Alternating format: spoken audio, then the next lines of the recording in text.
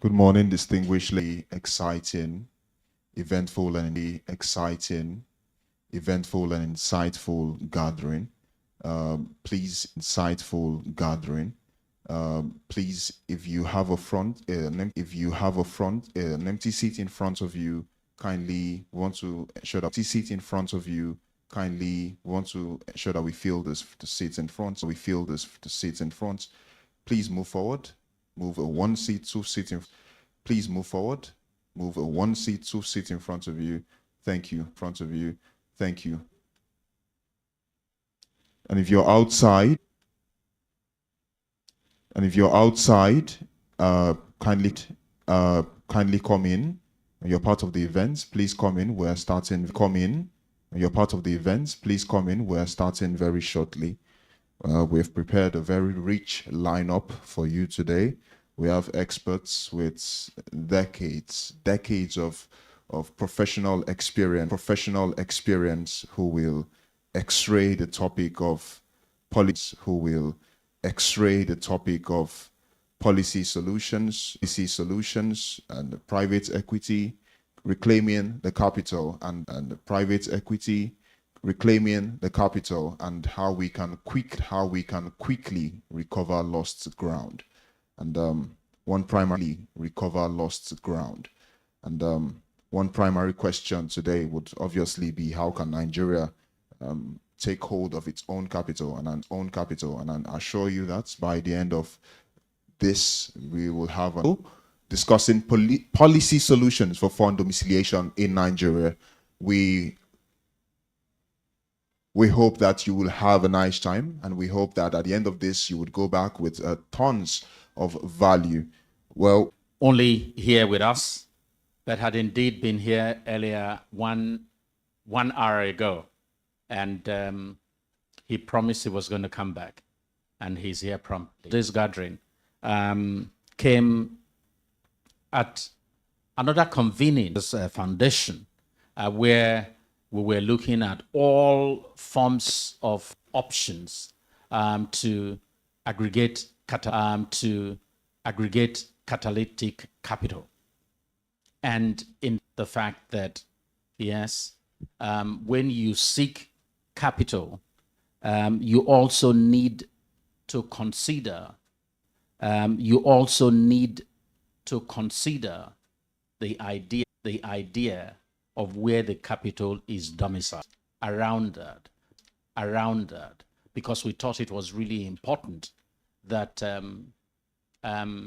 as on the whole area of making Nigeria an attractive destination for investment, that we are putting a searchlight on all areas of the value chain, just to ensure that indeed we are not leaving any gaps. That may slow down capital formation. We have been hearing over the years private equity firms, venture capital firms, and you hear about Cayman Island, you hear about Mauritius, and then suddenly you're not even beginning to hear about Rwanda. And I asked myself, what's going on? Yeah, maybe Mauritius started before we woke up from sleep, but we have since been awake. How come it is Rwanda that is now big? Kenya, when M-Pesa was introduced, and we had our own central bank governor sit side by side with him. And we asked the question, so what happened? Okay, now, clearly, Nigeria and Ghana had different approaches to regulating mobile money. The central bank governor, or former central bank governor of Kenya, said, when M-Pesa came with the telco company, Safaricom, and said they wanted to do this, and he asked them, show me the end. How much of a light can I see at the end of the tunnel? And he said they proved to him, and he said to them, This grammar, I do not understand it, but I cannot stop you. I will give you a provisional license to start. But along the way, I will engage you at every turn. And we will ensure that every risk is mitigated. So the Kenyan Central Bank wanted growth. And today, all over the world, even those who have never heard of Africa have heard of M-Pesa. They delivered that gift to the world. But what had happened with our own central bank was, you stop. I need first to understand. And when I understand, then we will re-engage. I am happy to say that after that event, the central bank published guidelines and sought memoranda from the public about how to proceed. And over time, provisional licenses were given. This is the reason why we are here today. And this is why I'm so excited that the DG is here. The DG, and I don't say this lightly, he cares and focuses about growth. But he also realizes that mitigating risk is a tool for ensuring that growth. But he doesn't have a fixation on the risks. So I think we should give him a round of applause.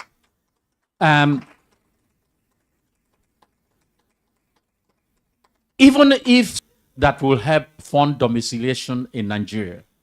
But in truth, we believe at BusinessDay that it's good to report stories, it's good to provide insights, but we also, through one very important thing that we do, conversations like this that we call policy intervention series, by which we bring private sector people along with government people in policy and regulation to sit side by side.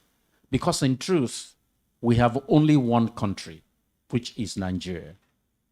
And we should not fight over our objective. We can debate the means for getting there, but the objective has to be universal, universally accepted.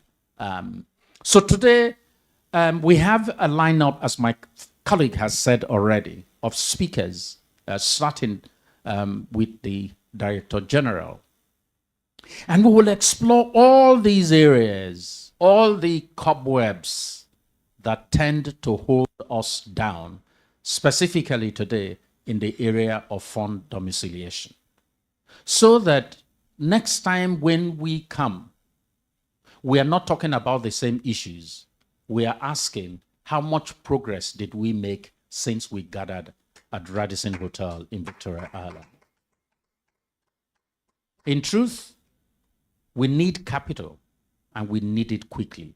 Whatever it is that can facilitate that capital creation, we have a duty to do it. So this morning, I want to thank you and to welcome you very warmly to this first dialogue on fund domiciliation in Nigeria. I have absolutely no doubt that for the stakeholders who are here, there is a DG of the Security and Exchange Commission.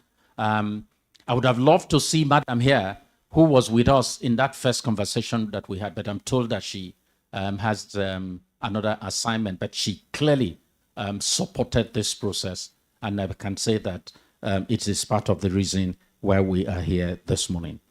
I am not a speaker at today's event. My remit is to welcome you warmly, and I think I have done that. But I think it would be unfair for me to take my seat without applauding the sponsors and our technical partners for today's event, without whom we would not be here this morning. So in particular, I want to thank our friends at Banwo and Igodalo, of course, the Securities and Exchange Commission, and indeed MIDA, who have helped to make this happen. And more importantly, also to thank my colleagues at Impact Investors Foundation, who, as I said earlier, had that convening where we had the inspiration to be gathered here this morning. Once again, let me thank you and welcome you warmly. Thank you so much. Thank you very much, sir, Mr. Frank Aigbogun. Can we give him a round of applause? Thank you very much. Indeed, we need capital and we need it fast. And we're here to discuss how we can get from where we are to where we want to be. Without Frank Aigbogun about it, all right? The regulator, you have the privilege of having an helicopter view that is not available to everybody. So he gets overwhelmed with what he sees and says, look, these guys, rather than talking about growth, let me first deal with this challenge. And that challenge is a risk. But he also does not understand that while dealing with the challenge, right, you are also impeding growth in one way or the other. So it's like allowing people to actually do something and say, okay, why don't we take it this way? Step back a little bit. Just give them the chance. And it's like asking your child never to learn to stand, because if he falls, he's going to get injured. But practically, for that child to stand, to work, right? Or to work rather, the child must first stand with a wobbling feet. And it's in the process of that learning that the feet get strong for him to now walk and then run. So this is the dilemma of the regulator. But it requires, more or less an exposed mind, knowing fully well your destination to allow for such to happen within any particular, industry. And that's why at the SEC, under this administration, we allow a lot of things happen. We've set up the sound box, the regulatory incubation, which we call the regulatory incubation, and the accelerated regulatory incubation for fintechs. Come and explore. Let's see exactly what you are doing, and then we can now create rules and regulations guiding the risk that you see and the ones that you do not see. And a lot of times, risk do not crystallize not until you operate. So that is the problem. You would not know that there is a pothole in front if you do not move towards that pothole. This is our mindset at the SEC today. A mindset of growth. A mindset of, getting the work done. A mindset of making an impact. A mindset of venturing. That is our mindset. And it's only with that mindset we'll begin to bring new things into the markets. We'll begin to change the status quo. And that mindset requires engagement. The reason why I took the risk of coming here this morning is because I know that I needed to be here to send that message. I could have sent somebody else. But there's no way that person can speak my mind, no matter what has been written, and the depth of my thoughts. It is very important for us as regulators to be out there, to be seen, not only to be seen, to be heard deeply about what exactly we should be talking about and what resonates even among the stakeholders. We can't know it all, but if we are not there, you can learn. I am a life student from various perspectives. Just name it, I'm there. I just want to learn. Because oftentimes I find out that I really don't know. I don't know. It is only when you come into the room of knowledgeable people that you really know that you don't know. And the only opportunity for you to know is to listen, read, and understand. Take feedbacks and run with it. I'm sorry I had to do all of this, but okay. But I have a written speech. So the chairman of this roundtable, distinguished leaders of Nigeria's financial service sector, captains of industry, fellow regulators and members, if they are here, members of the press, indeed the big press himself, Mr. Frank, ladies and gentlemen. I'm deeply grateful to BusinessDay for extending the invitation to address this esteemed assembly on a subject that is not just a policy priority, but a personal passion for me and a strategic imperative for the Securities and Exchange Commission. Reclaiming capital, policy solutions for fund domiciliation in Nigeria. While Frank was making his speech, he said, we need capital. We all crave for capital. We long for capital, yet we drive capital. We drive capital from where? From our destination. And it is so interesting to note that the population, our demography, speaks to capital. Yet we don't have capital. Those countries we speak to, Mauritius, they are a tiny fraction. Imagine if we decide today that every Nigerian should just bring 1 naira. It means you have 235 million naira. Move it to 10 naira. What does that give you? Move it to 100 naira. What does that give you? Right? Move it to 1,000 naira. What does that give you? And move it to 10,000 naira. What will it give you? This is the value and the power of accumulation. And that power is given to us by our strength and our capacity. Yet, we really didn't have it. But if not having it was a problem, it would have been good. But the major problem is we do not aspire for it. So, at this point in time, what do we need to do to bring it back in? And I give credit to Mr. Akiwande Pes. I'm sure he probably thought I don't know him.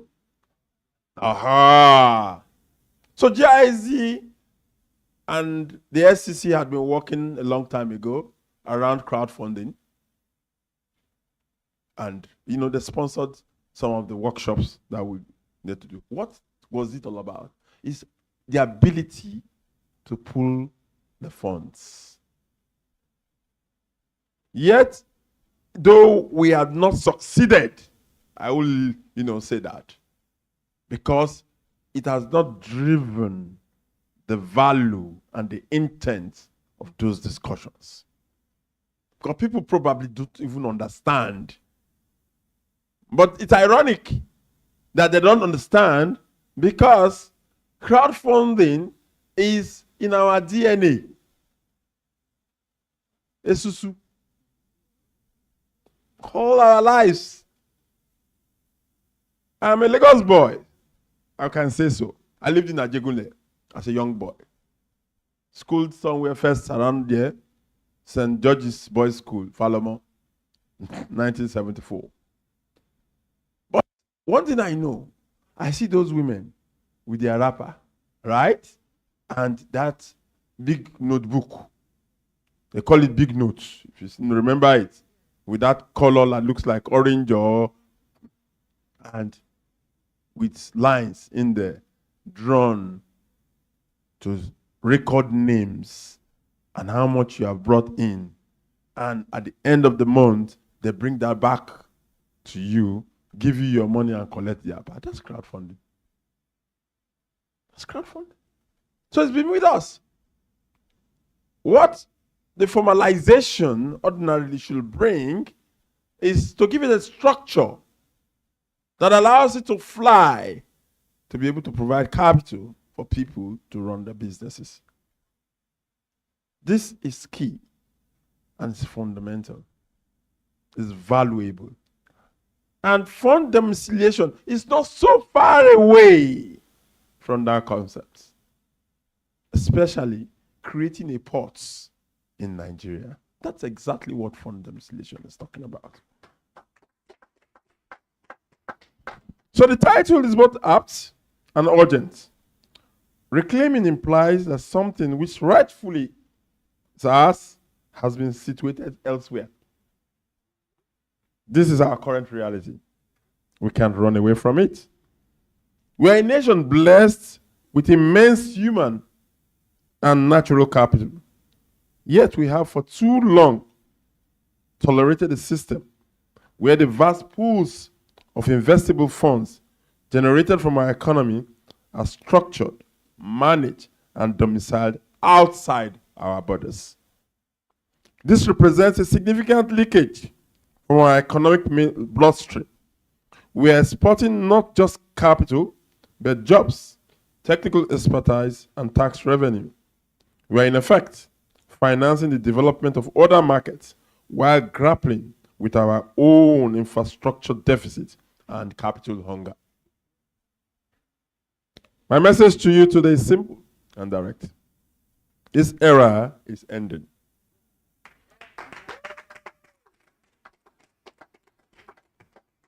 Under the leadership of the Honorable Minister of Finance and Coordinating Minister of the Economy, Mr. Wale Edun, and with full commitment of the SEC, we're embarking on a deliberate, strategic, and collaborative mission to bring this capital home.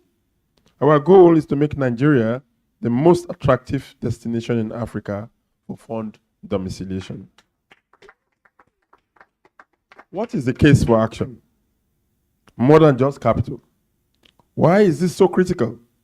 The answer extends beyond balance sheets. When a fund is domiciled in Lagos instead of Luxembourg or Mauritius, the benefits are multifaceted. It is easy to get to it. I do not have to fly a plane to get the money. I do not have to talk to strange faces to ask for the money. Nobody needs to look at me suspiciously. And I'm going to spend that money for something other than what I want to spend the money for. And when the money is here, I'm able to deploy that money to things I can see with my eyes that make a difference and change lives. That's exactly what it is. It's like putting it in a transparent bottle. That's what it is. We have denied ourselves all of that by what we do and how we do it. Trying to make, issues where there are no issues. Create roads where we shouldn't create roads. Go to places where we shouldn't be. Live in the comfort of our beautiful beds. All because we want to go and raise capital from somewhere else. So, job creation. We retain high-value jobs in legal, accounting, fund management, and advisory services. The ecosystem development. We build a robust and sophisticated financial ecosystem that can compete globally. Deepened markets. Domicile funds provide patient, long-term capital that deepens our domestic capital markets, providing funding for our corporation and infrastructure projects. We often say that Nigeria is a construction site. That construction site needs money to be able to get it to a livable site. Right, and it is said, money makes iron float. Economic sovereignty, most importantly, we take control of our economic destiny. We decide which sectors and projects are prioritized for funding. The paradox is clear. Nigeria's savings, managed by brilliant Nigerian professionals, are being used to build industries across the continent. It is time to channel that ingenuity and capital inwards. What is the SEC policy and blueprint? Perhaps it's also important to note that in the ISA 2025, the latest document that will certainly change the Nigerian financial landscape because of what we have in there. We have what we call the National Savings Scheme. That is a policy that must be driven to enable Nigerians begin to rethink their saving culture and attitude, knowing fully well that you just can't eat everything. That does not even make any difference in your life, really. Perhaps it's important that we have some biological teaching to note for people to understand that if you eat 1/4 of the food you eat currently, you are going to be healthier and better off than eating that whole bunch that will even cause you more sickness. So saving that 1/3 or 2/3 will make you richer and better than having to eat all of that just because you just want to eat it, not because you are hungry.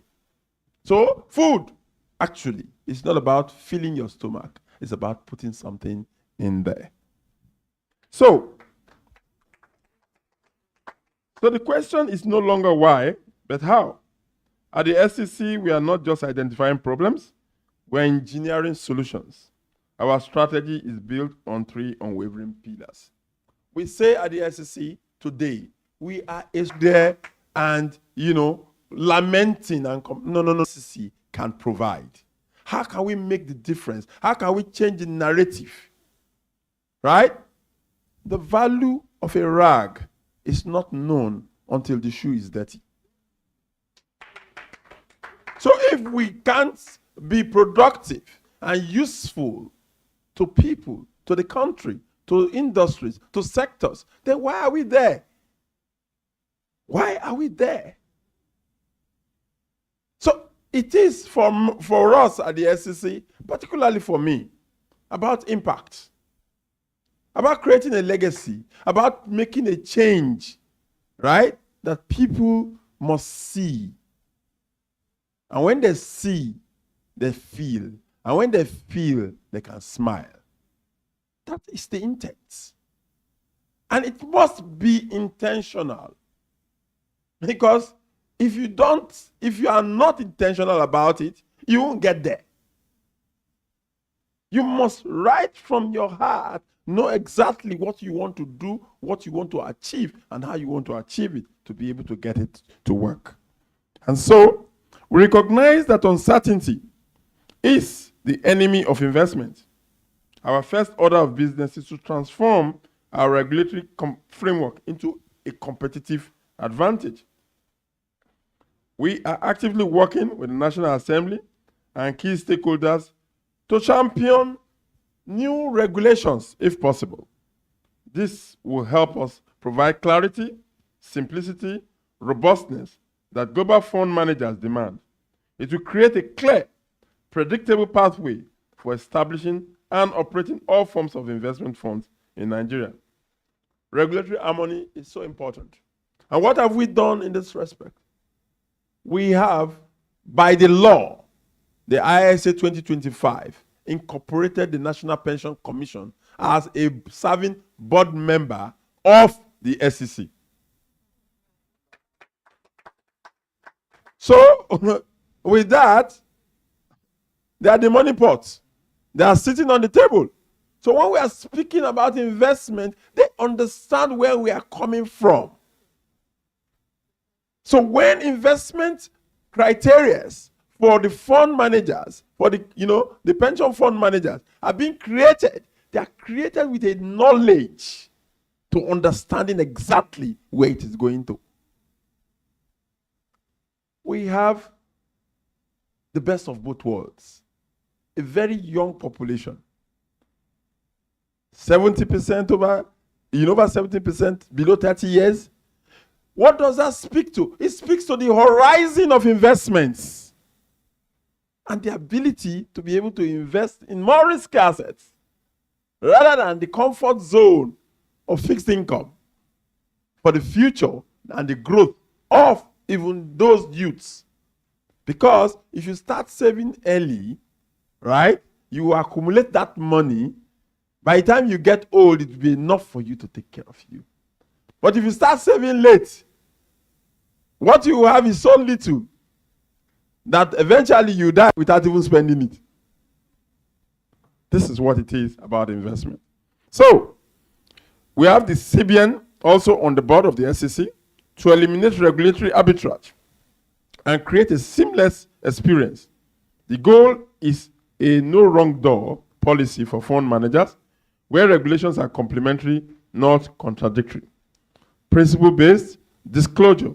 We're setting towards a more agile, principle-based supervisory approach. Risk-based supervision. The supervision is premised on the risk that you carry. We will not give you more load or more weight than you should carry. And we expect that you also will not be involved in something that your hands cannot naturally get to. You don't have to be greedy. Start small and grow, knowing fully well that the path to growth, right, is always there for you, and the essence is to be focused. So clearly, for us, that is it. Also, we must be pragmatic. To compete, we must offer a compelling value proposition. We are therefore engaging aggressively with the Federal Inland Service, that's FIRS, and the Ministry of Finance on critical reforms with this area. Some of these things are actually going to form part of what we call the next Capital Market Master Plan.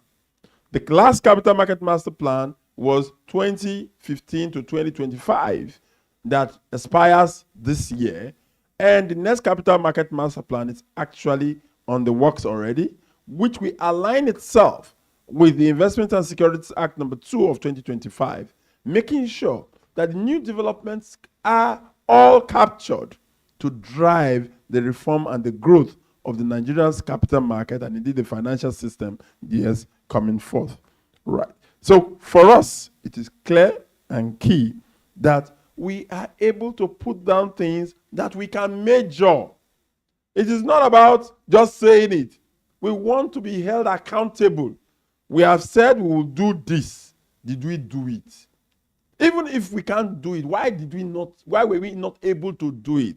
And what do we need to do to be able to do it? Was it that the idea originally was wrong, which is also a possibility? So if the idea was wrong, let's reframe it.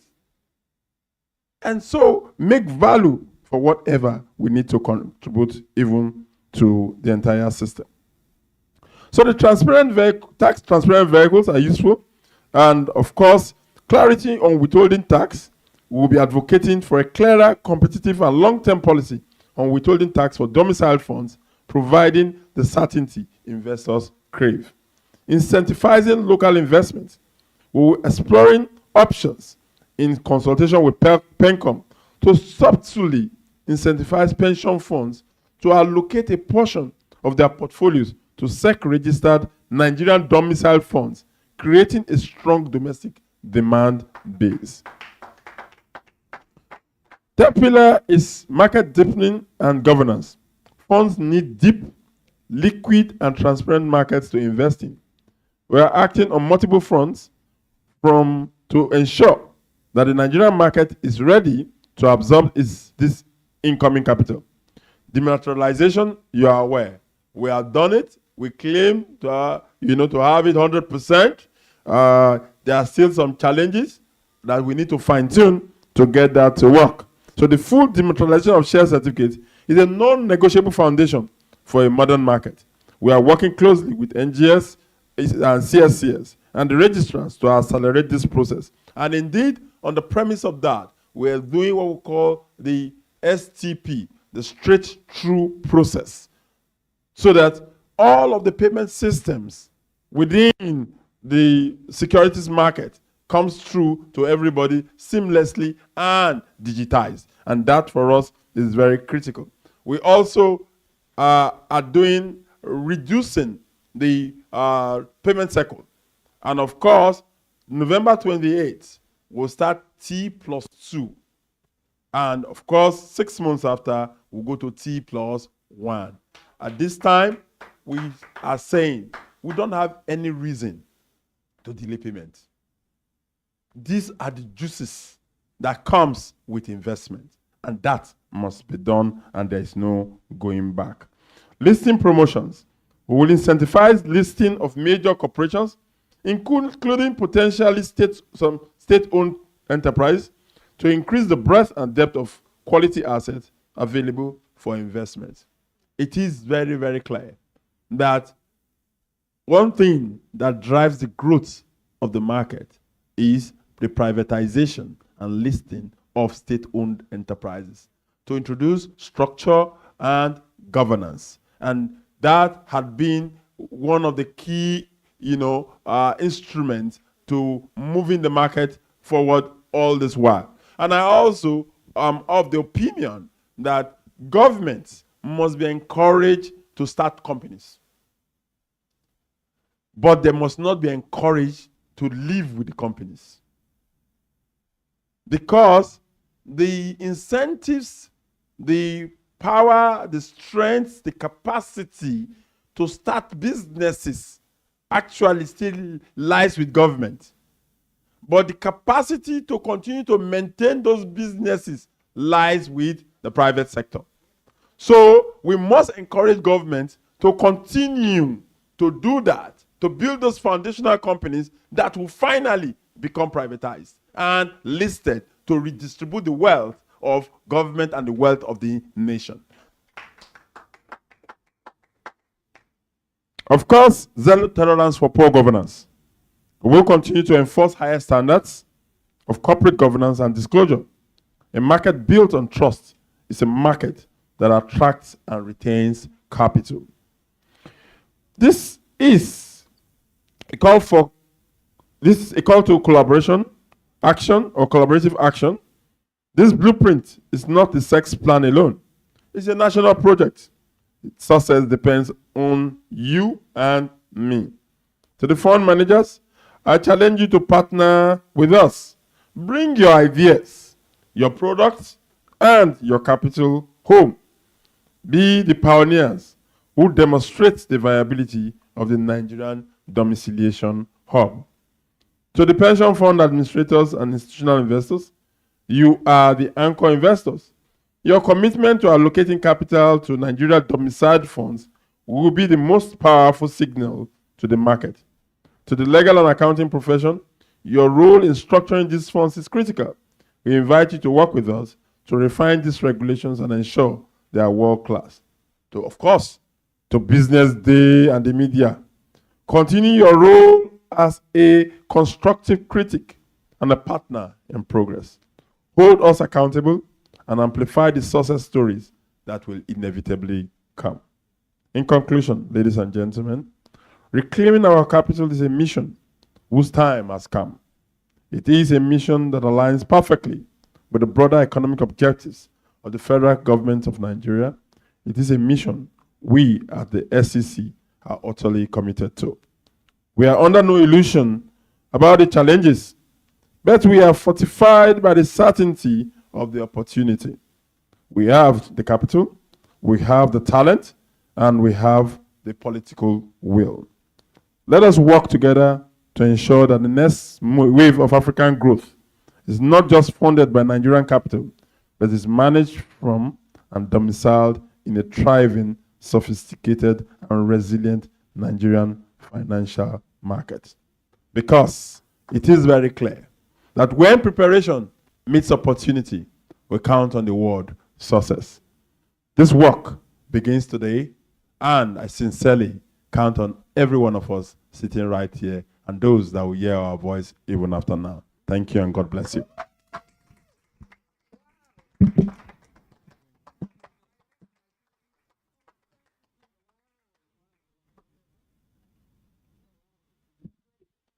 Thank you very much. Can we give Dr. Agama another round of applause, please? Thank you, sir, for that very insightful keynote address. Indeed, Nigeria has the potential, Nigeria has the population, Nigeria has the resources, and we must take back our capital that we bleed to foreign domiciles. The ultimate goal, as from what I've captured from what Dr. Agama has said, is to bring Sokoto to our Shokoto. Well, next we'll be taking a report. We're presenting a report, and this will be presented by the Collaborative for Fund Domiciliation in Africa, which will be led by Mrs. Gwen Abiola Oloke. Can we give her a warm hand as she makes her way to the stage? Thank you very much, ma'am.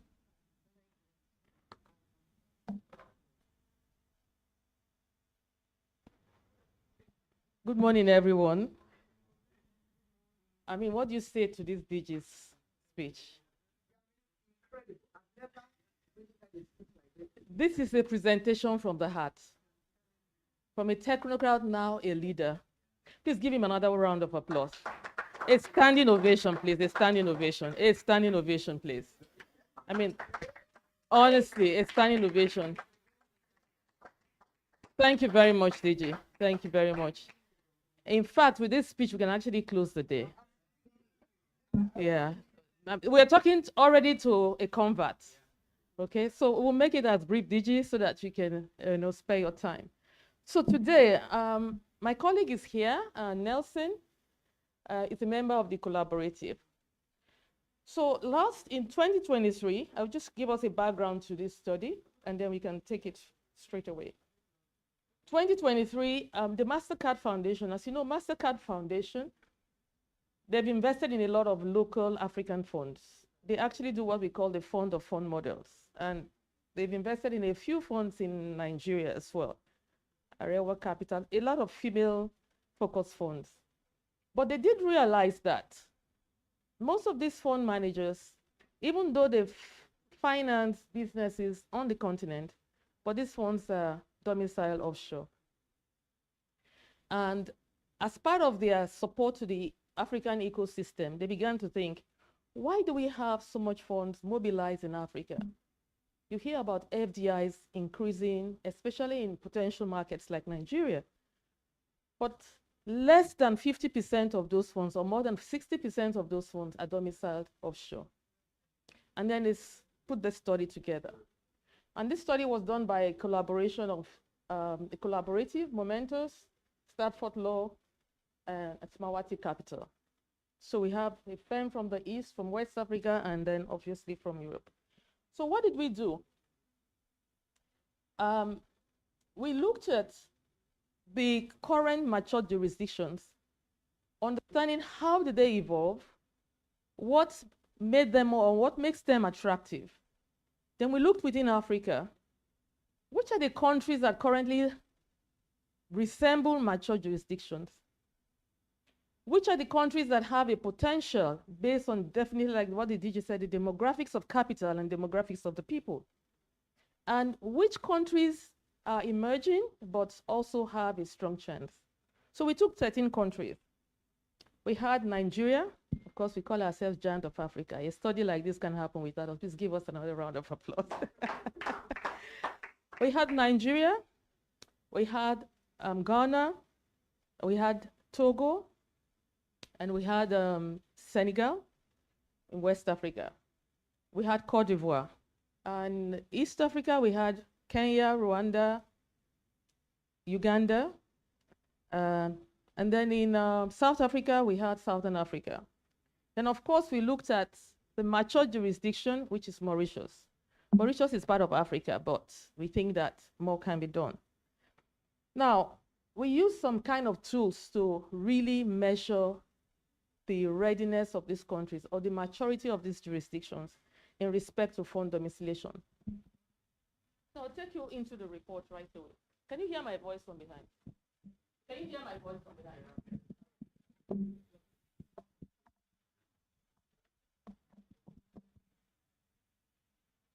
So let's go into the presentation. My colleague is here to support me. Okay. So if you want to download the extensive summary of the report, you can do that with QR code. Can you give you a second? Just take down the QR code so you can have a copy of that.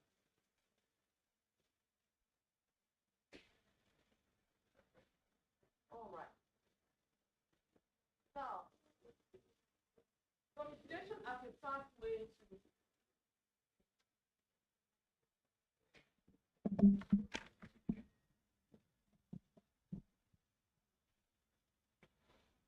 So domiciliation as a pathway to mobilizing local capital. Now, I want to break this down a little bit because I think we are streaming on YouTube. We can have some students also watching us. So domiciliation really, like the teacher said, is when the funds mobilized are hosted or registered in the country or the jurisdiction of source of funds. So for example, in Nigeria, where the pension funds or whichever the investors are raising the capital register the funds under the regulatory environment in that country. So that's what we call domiciliation. And so we said the domiciliation is within a legal framework in the jurisdiction where the source of the capital is flowing from. What does it do? It unlocks domestic capital, and it also catalyzes foreign capital. So what happens today is when there's a funding, even if it's a foreign capital, they still want a participation of local capital, at least to share the risk. Because we understand that the local capital understands the local environment. That's what a smart investor will do, and that's what they normally do. So when there's more funds locally, you tend to catalyze more foreign capital. So that accelerates the amount of capital that is, available. When domiciliation happens in country, you have more access to investment vehicles. For example, like the DG said, we have two pathways, the institutional pathway and the retail pathway, to mobilizing funds locally, especially in this context, Nigeria. Where there is regulation or where the country or the jurisdiction is attractive, you have more, the SSU, for example, that he said. SSU already exists in our communities. This is the retail capital. So where there's a structure around that, you can have so multiple of these ones within those communities. So domiciliation really encourages more investment vehicles within the jurisdiction. It gives access to capital for both institutional business and SMEs in particular. And also, it leads to growth, and it leads to job creation and impact, like the DG said. Now, So with the tools that we employed, now, the overall strategy, really, I think I've spoken about what are the objectives, is to really mobilize more capital locally, have a galvanized policies around different policy and regulators. For example, in Nigeria, the value chain, where you have the monetary sector, the SEC, central bank, you have other stakeholders that also require to make these policies, and then it's very catalytic in nature. Now, the study of these 13 countries, including the mature jurisdictions that we took, we came up with this heat map. So this was done out of, a maturity scale using the different parameters that makes domiciliation attractive: the regulatory, operational, financial, and of course, legal, and all the other, parameters. From the 13 countries, you can see where Nigeria situates. So the very mature jurisdictions that are in green on the left side, you have Mauritius. Next in line was South Africa, based on these parameters that were used. And then you had Rwanda, like Mr. Frank said. You have Morocco there, you have Ghana, and you have Nigeria. You'll be wondering, with all of the assets that Nigeria has, why should Nigeria not be next to Mauritius, indeed? So what we want to come out of this session is, Nigeria should not just be an investment destination, it should be an investment hub. That is really the essence of this session. Then you have Uganda in the middle, Cape Verde, you have Kenya, all the way to Ethiopia. This is how the countries rank, within the continent. Now, the opportunities for domiciliation, the study also showed that there are already existing synergies between countries, that if we are intentional about pushing, can actually accelerate growth across these countries and across the value chains. So the established Mauritius, of course, they stand alone. But you have high potential jurisdictions, Cote d'Ivoire, Ghana, and you have the Rwanda. These are Cape Verde, sorry. Yes, Cape Verde, I'm sorry, yeah. So these are high potential jurisdictions. Now, countries that have high potential for domestic capital mobilization, which also is a reflection of how, potential, the potential that they have for being a fund domiciliation. You have the Kenya, Morocco, Nigeria, Ethiopia, South Africa, Uganda. If you look at the statistics, I mean, you will see that these are countries that currently have domestic capital. We haven't even taken into account here diaspora funding, financing. Nigeria has about 20 billion of diaspora funding as at the last report. Now, where we can have regional collaborations are the Francophone countries. Now, a spotlight on Nigeria. Look at the statistics on the table. Rwanda seemed to be more investment ready in terms of domiciliation, attractiveness than Nigeria.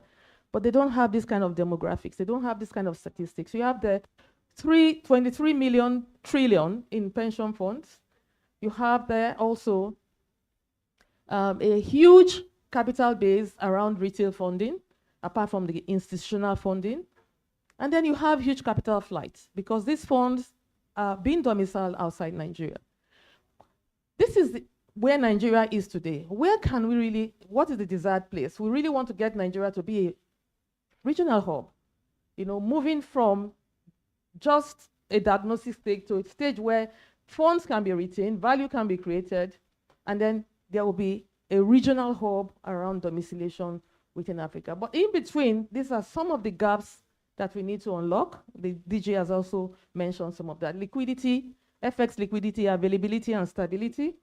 We have the legal enforceability. I mean, we all know that the legal framework really needs to be improved.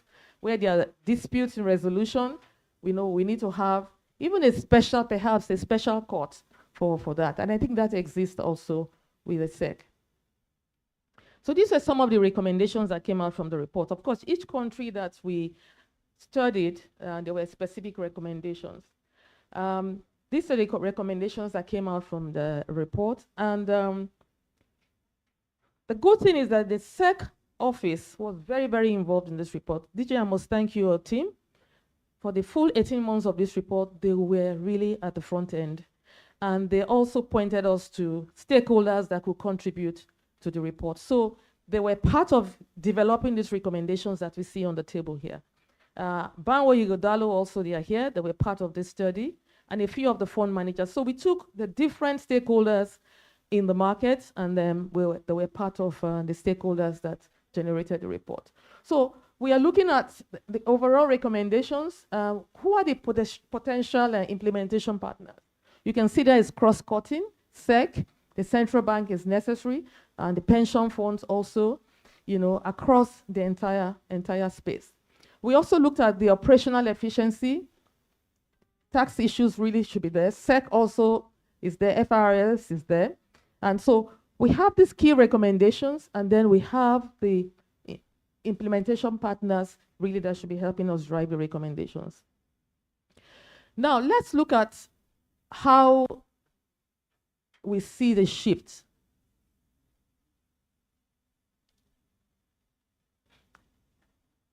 Nigeria commits to 200 million to offset Trump's. So these are some of the things that really, African countries have the highest pension fund assets. What are we doing with this? How are we strengthening Africa's investment ecosystem? This is what the case for local domiciliation does for us. Like the DG said, it's a whole value chain benefit from the top regulatory up to the bottom, up to the users, from the supply side to the demand side. So this is a conversation we've been having, and today we want to see how we can leave this room putting together a working group that can support the regulatory environment, that can support DG of SEC on how to drive this forward. Thank you very much.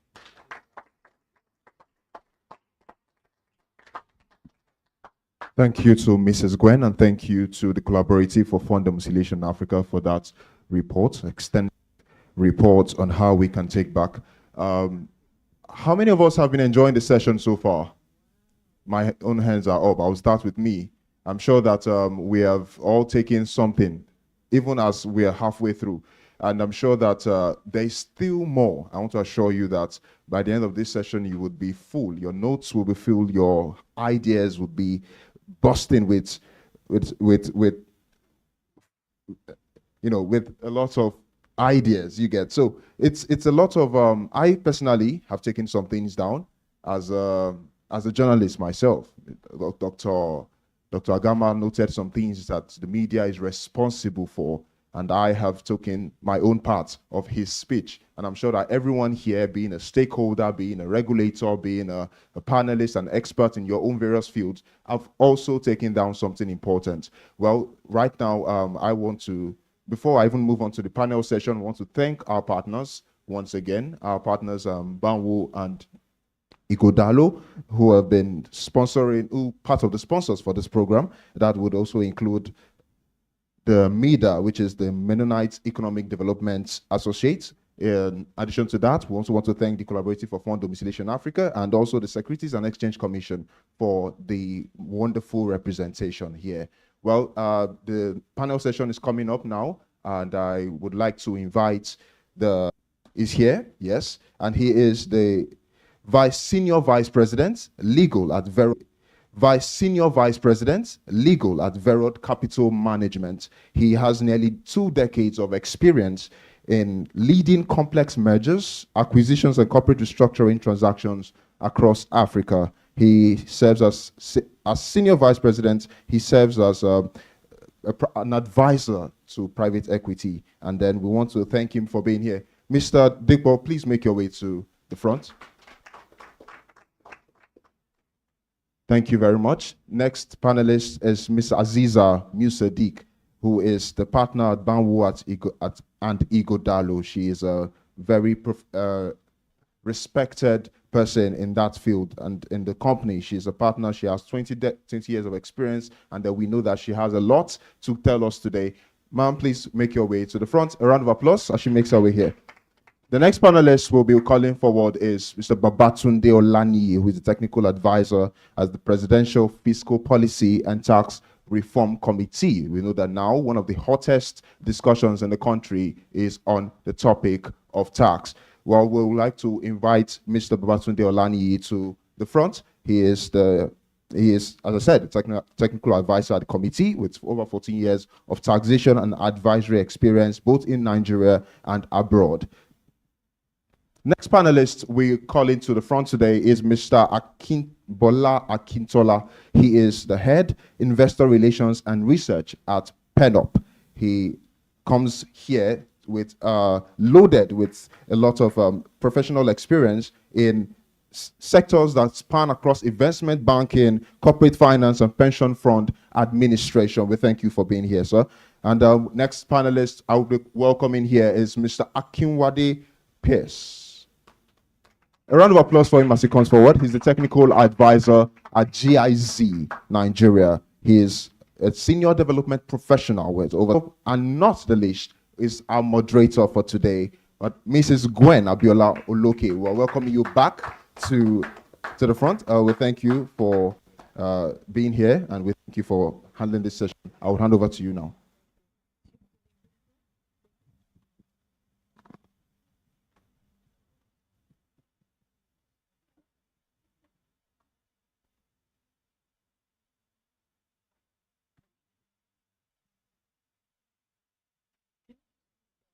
Are you okay with that? Okay. Yeah, most of the chairs, please.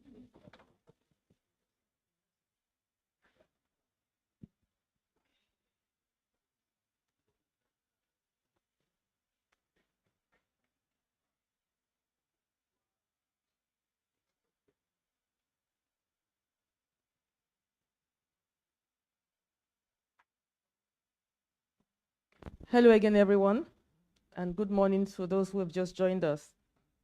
Look at our demographics and the working population. You can tell that this is also data that will continue to really increase. Now, for us, we see that there are 2 parts to domiciliation, often fund mobilization. But like the DG said, the Esusu, the Ajo, whatever, I think they have different names in different communities. They've been with us, since centuries. And so there is also a huge potential for retail fund mobilization. I mean, you look at the Ponzi schemes. I think there was a data from the EFCC last year. Over 1 trillion was lost to Ponzi schemes. We've been having Ponzi schemes in Nigeria for years. So meaning that the retail... Now, our first question goes to Mr. Akiwande. Yes. From GIZ. So how do you see the potential of crowdfunding, for example, in the conversation around domestic capital mobilization? The DG mentioned that you've had some experience with the policy, with SEC, trying to develop this area. I mean, can you just share your experience around this and why you think it matters, for Nigeria? Thank you. Okay, thank you very much, Madam. For us at GIZ, we are not the regulators, and we are not the investors. We are a development organization that focuses on helping to strengthen the Nigerian financial sector.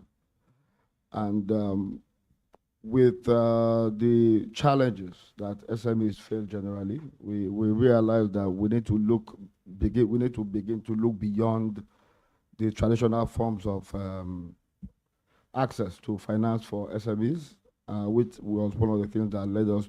So we engaged with the Securities and Exchange Commission, and we had a dialogue where we brought in stakeholders to share their own concerns about what they.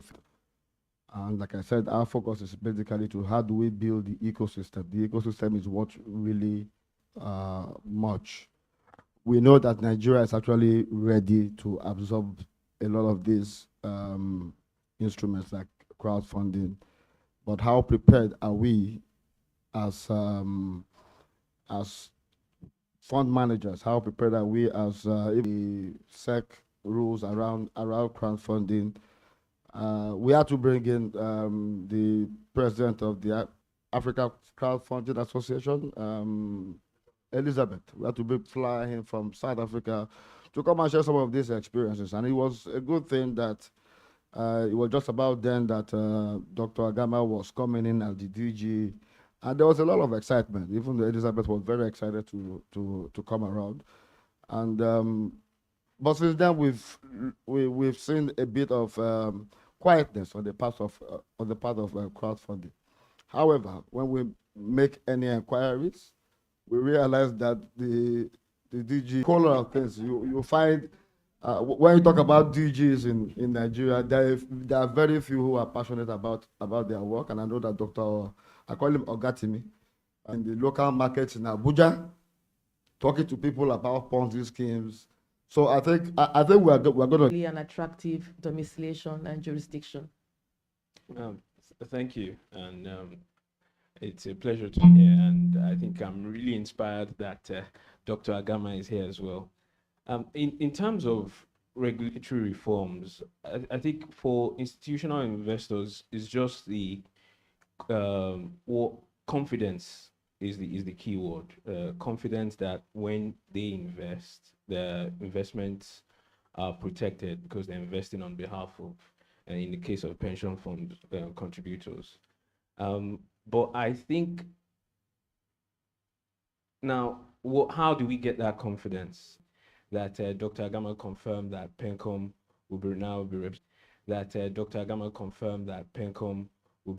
represented on the board of SEC, represented on the board of SEC. What we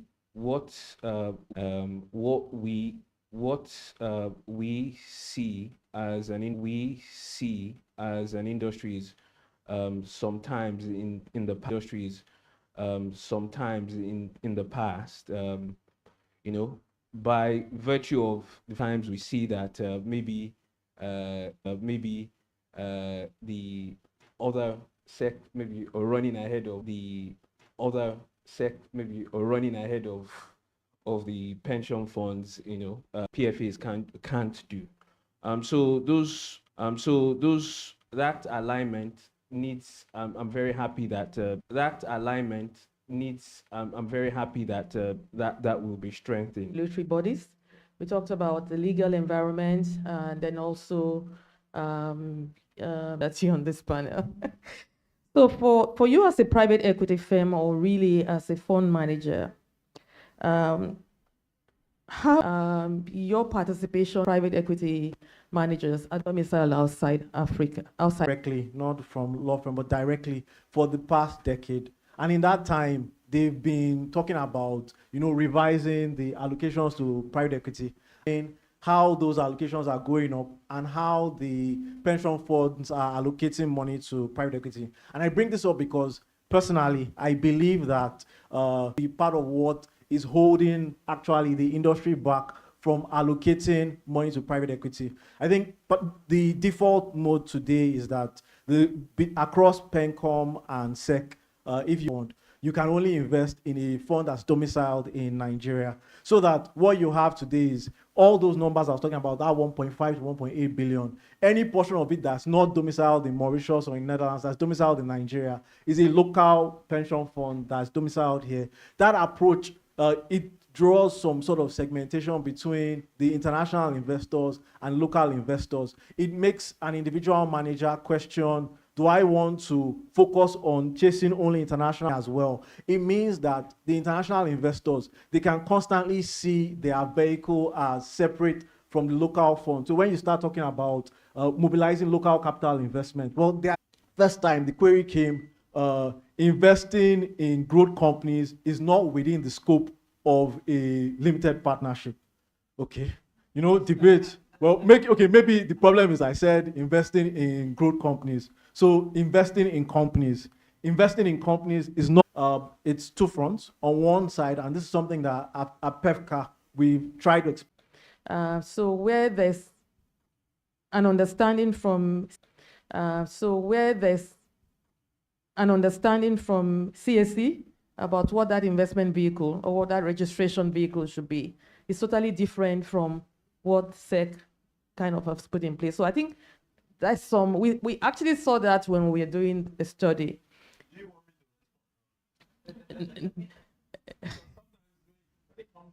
Yes, sir, please do. Yes. Yes, sir. Right? Yes. I have the singular pleasure of being at the SEC for the last 25 years, and I've done everything at the SEC before becoming the DG.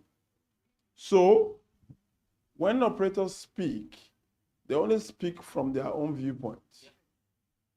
And of course, the crowd listens and they clap. Oh, no, because it's normal and it's sweeter when you bash the regulator, right? It's normal and it's sweet. I understand that. But oftentimes you find that the operator also does not provide the required information as is laid down in the regulation. And you can't expect the regulator to just give an approval because you are in a hurry. That's number one. Two, the operator does not engage with the regulator. He sees him from far without coming to explain the basic foundation, believing that the regulator should just know. Are they God? No. Right? So where does the operator make success? The operator makes success when it comes to engage first with the regulator. This is what I want to do, and this is how I want to do it. How do you see it? Both will engage. The regulator has a responsibility to also learn. Mm-hmm. So in the process of learning, they will probably need to now tweak some of the things and their thought processes. And by the time you get through with it, you find out that the time to market will be boom. Since I came as DG of SEC, I have reduced time to market from 2 years to 2 weeks. Ooh, wow. It's there. Because I understand exactly what they're talking about. And I understand the value of time to market. Right? This is critical. That's number two. Number three, the operator sometimes looks at the regulator and says, look, you are charging me too much. I don't want to pay. You make a lot of bottom line and you don't want to fund the regulator, especially in our instance. The SEC today is a self-funding institution by every means, salary to everything. Government collects 20% of that revenue. In fact, it was under my administration that we caused government to reduce to 20%. Prior to this time, government collects 50% of every money I make. These things are not clear outside. They are not known outside, right? So it's important that we continue to engage. This engagement is important, and that's why I come out, so that I can clear some misconceptions and some thought process that makes it look as if, and I can tell you, there's no operator that has called me speaking to a particular issue that has not been resolved. Because, look, Yoruba said, Onokon Owoja. It means that there are several ways to skin a cat. The knowledge of the officer directly dealing with the issue may not be as much as his supervisor. So with him, you have a stall, because for him, he knows only to go this way, right? You want to go to heaven, just walk straight and go right. Bam, you are good, you are in heaven. But perhaps there's still some other way. You understand? So clearly, these are the challenges, and this is why engagement is important. Because when we speak about this narrative outside, foreigners that are here, oh, this is how these people, these regulators are very useless people. Because we probably don't know it all. But as we engage, we explain to each other where we are, what we should do. And the PEFCA meeting was attended by my executive commissioner, I can remember, Mr. Bola Ajomale. And the reason is simple. Get there. Tell them exactly what it is. And listen. If there are challenges, bring it back. I can tell you, as much as possible, if your documentation is right, in 2 weeks, if you don't get your approval, I will pay you back your money. Wow. Thank you very much. And I want us to take something out of this. This is an engagement with a difference. Where the regulator is sitting through a session like this, please, I think that it means a lot. Please, let's give our DG another round of applause. So, Mr. Digo, I do understand, even the study came up with some of these gaps. Nigeria we found was one of the most regulated jurisdictions. In other words, every law that is required to make a good jurisdiction actually almost existed. But sometimes was the implementation and interpretation of those laws, like the DG said, by different officers. Even in your office, that's what you call supervisory discretion. An officer dealing with a client, at some point, because of the experience, you just look at after they've stalled for a while, you can say, oh no, we can do it this way, we can do it this way. Yeah. So I think, DG, what the operators are saying is, yes, this exists. Can we have multiple ways now to engage regulators?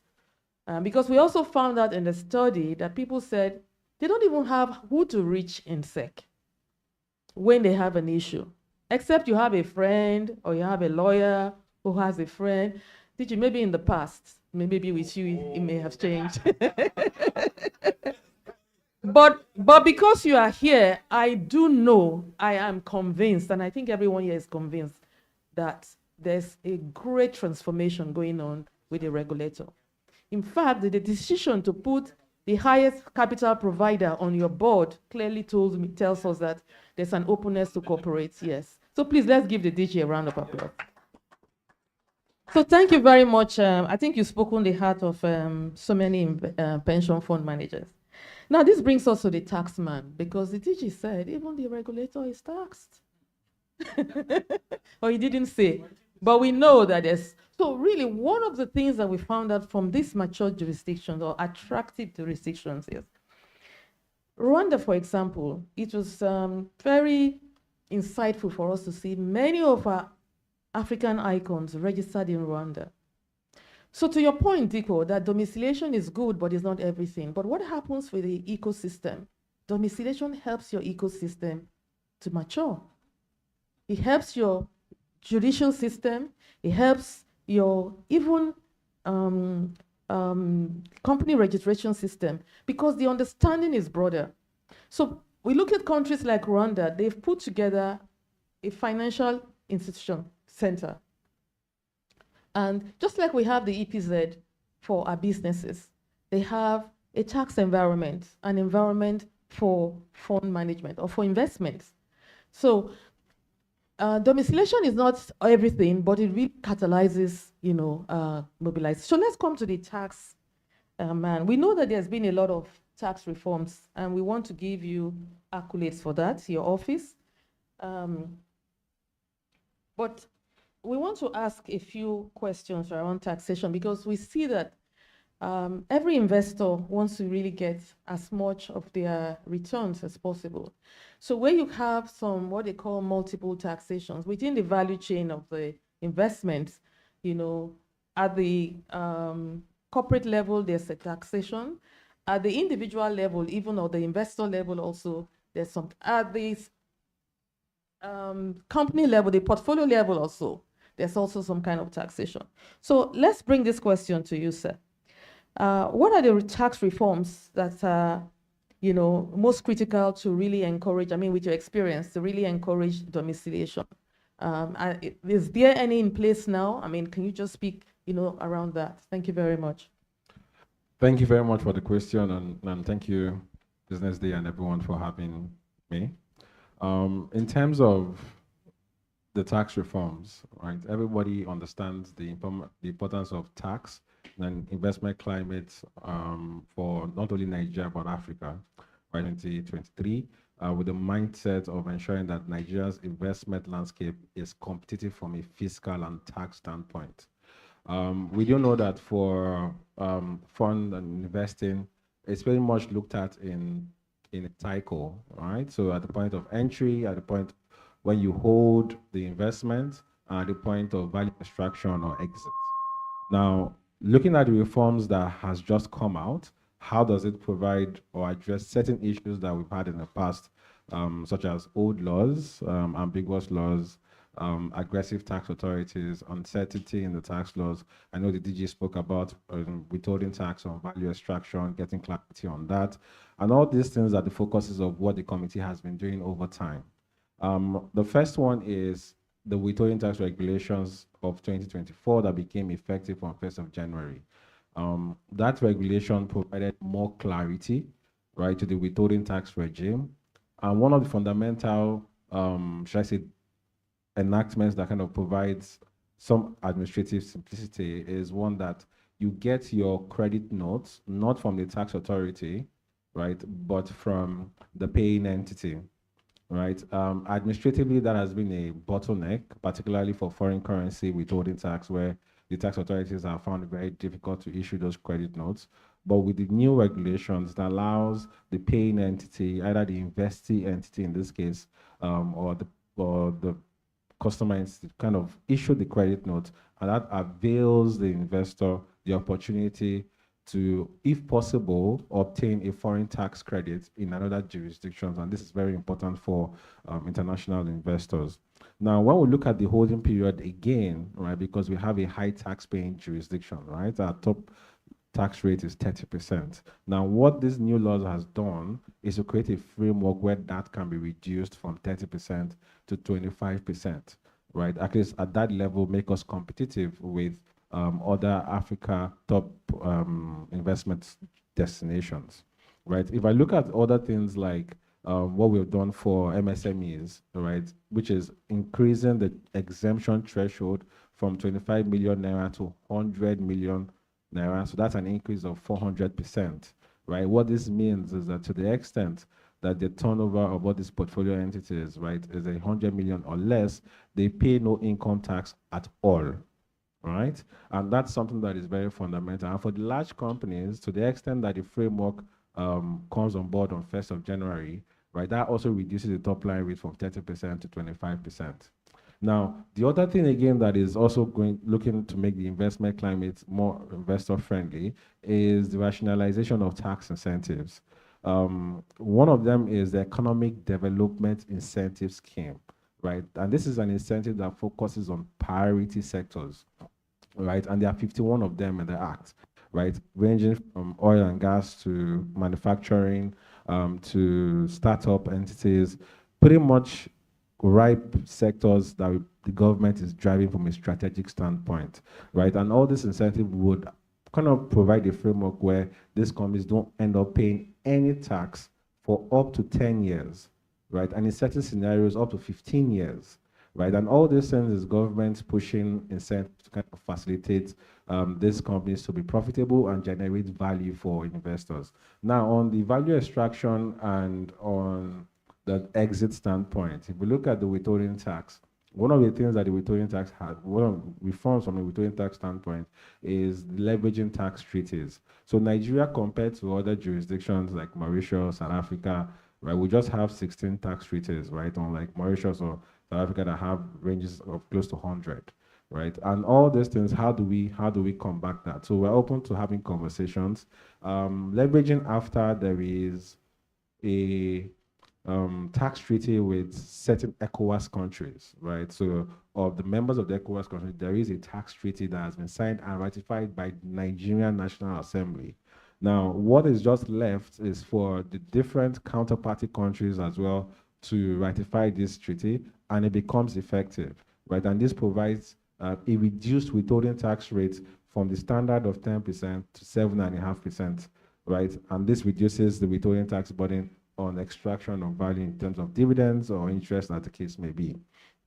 Now, when it comes to exits, which could happen by way of divesting of the shares or by listing the portfolio entities, some of the incentives that we've seen in the Act as well is the exemption, increase in the exemption on sale of shares from 100 million to 150 million, right? And this means that to the extent that an individual investor, right, either at the retail level, sells shares, right, where the value of that transaction is not more than 150 million, right, and the capital gain is not more than 10 million naira, right, they pay no capital gain at all.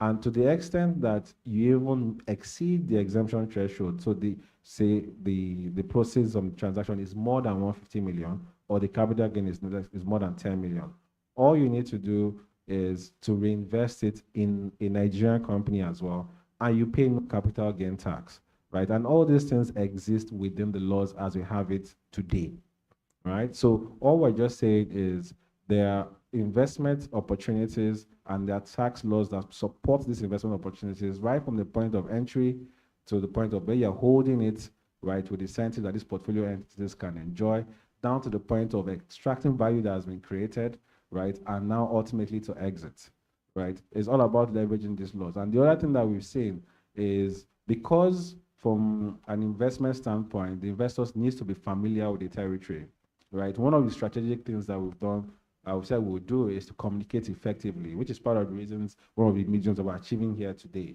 right? To communicate these reforms to investors in a way that enlightens them, right, and kind of brings them on board with the significant changes that are coming with the new tax laws that will be effective from 1st of January.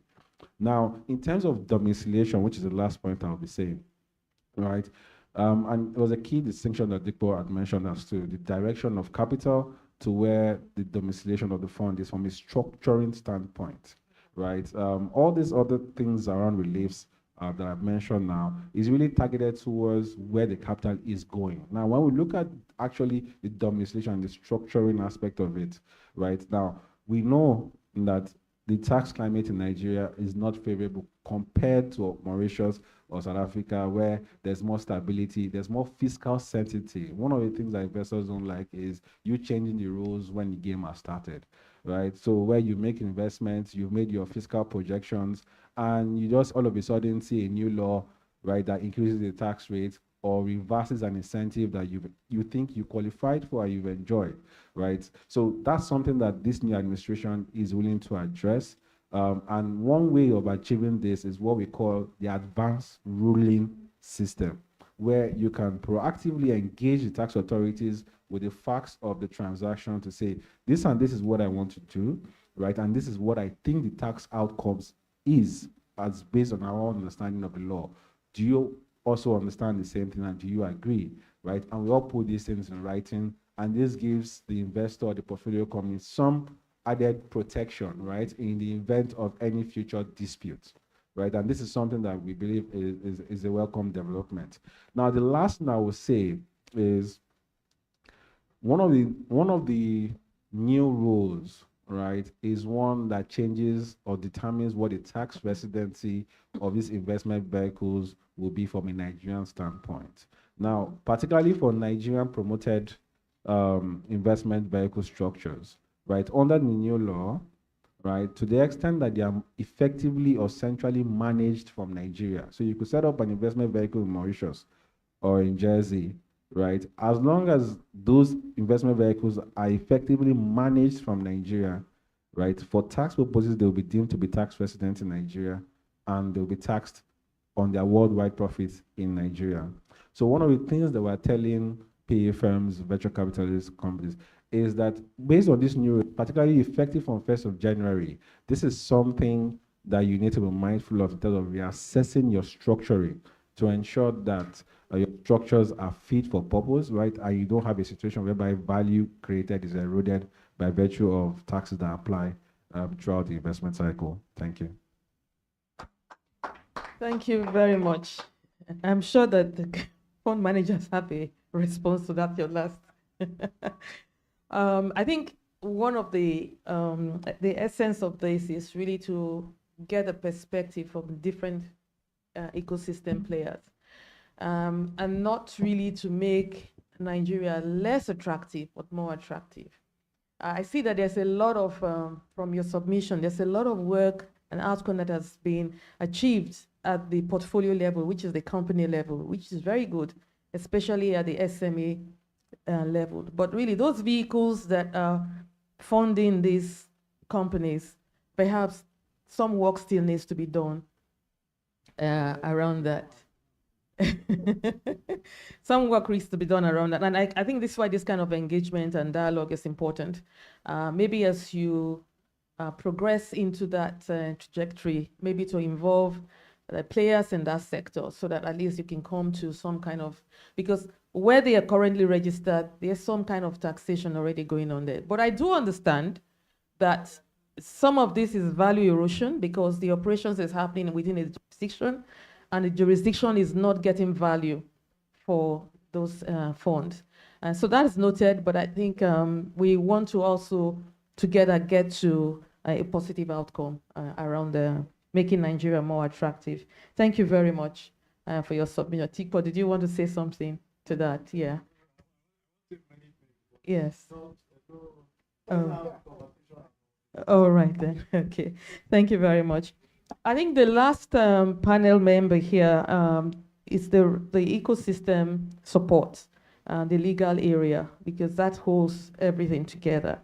And we really want to thank Banwe Godalo for their input during the study. So, Madam, let me ask you a question around the legal framework. How, from your role as, I mean, you do a lot of funds, you've registered a lot of funds in Nigeria and outside Nigeria. From your standpoint, what are the structural gaps that you see currently in making Nigeria competitive? And where do you think we can go to achieve what the DG inspires to achieve? Thank you. Thank you. So I think the first one is what has talked about on tax. So I'm not going to belabor it because it's a major issue for any investor.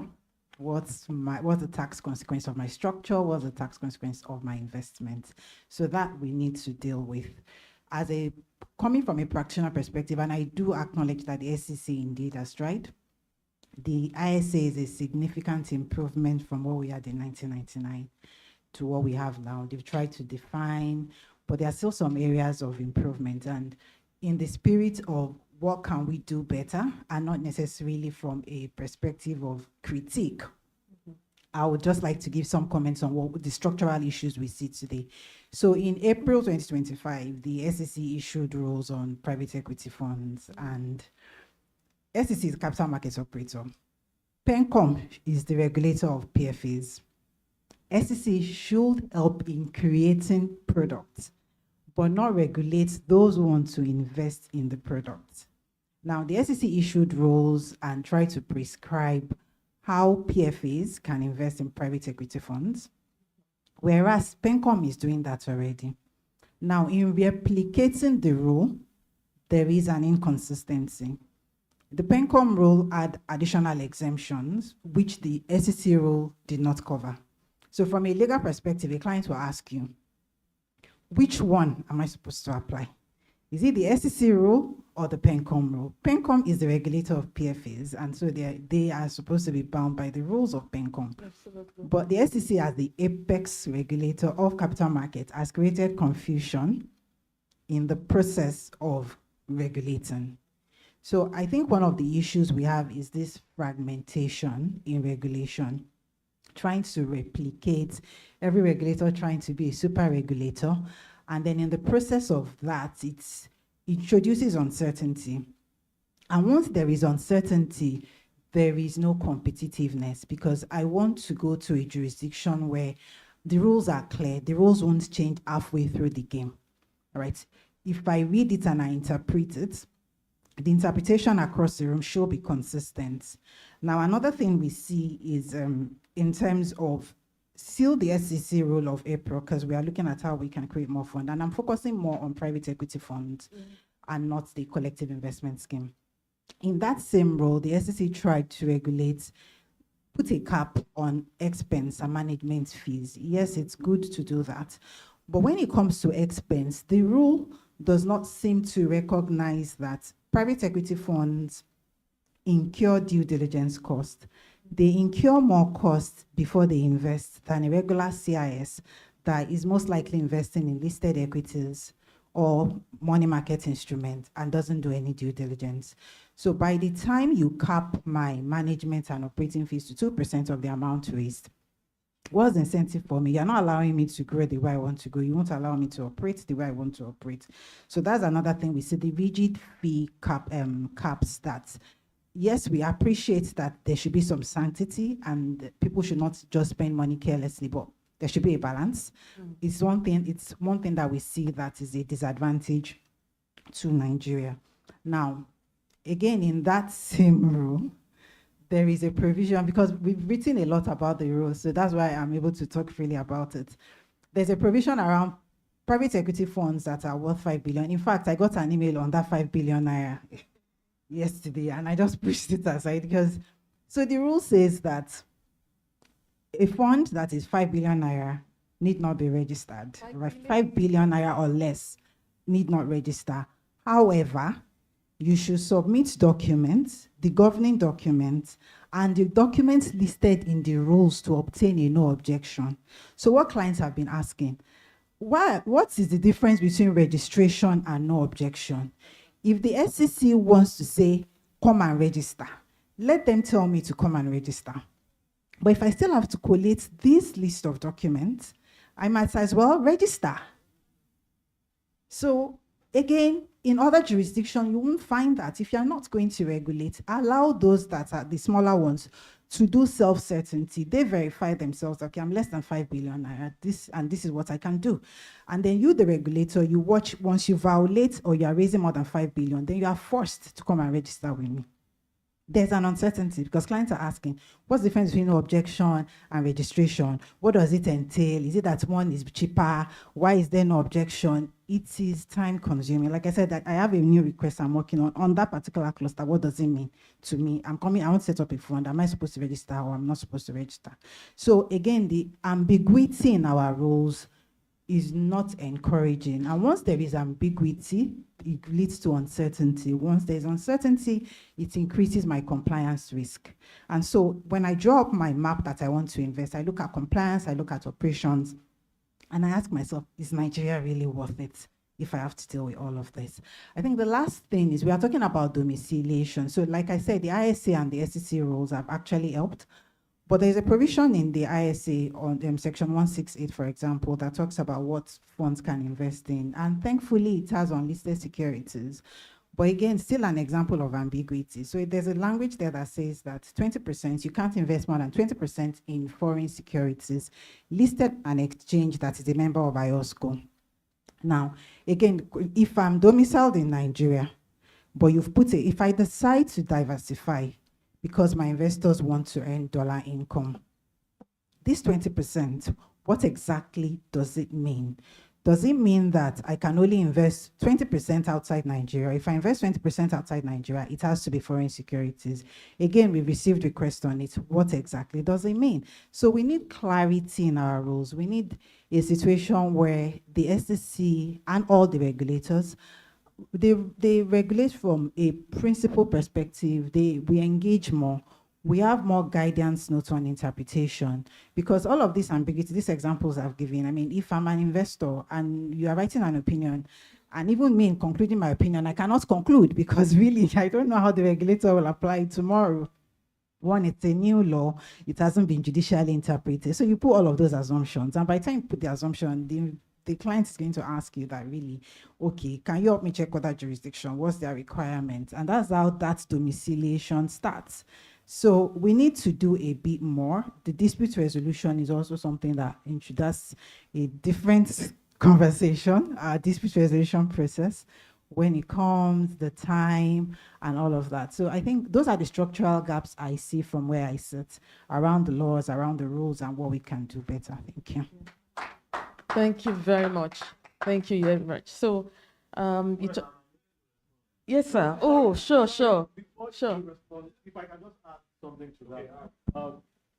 And I'm really excited that you're here. Well, as soon as I was chatting with Aziza earlier, I saw you, I was excited. And I'm really hoping that by the end, if no, like myself and my colleagues from PEFCA as well, maybe we can spend a few minutes talking just on those April 2025 rules. You know, we'd been talking, I think, different iterations of the SEC over the years about what areas that we thought would be good to update. And when I say we, I'm not saying Verot specifically now. This is as an industry, so through the Private Equity and Venture Capital Association, PEFCA.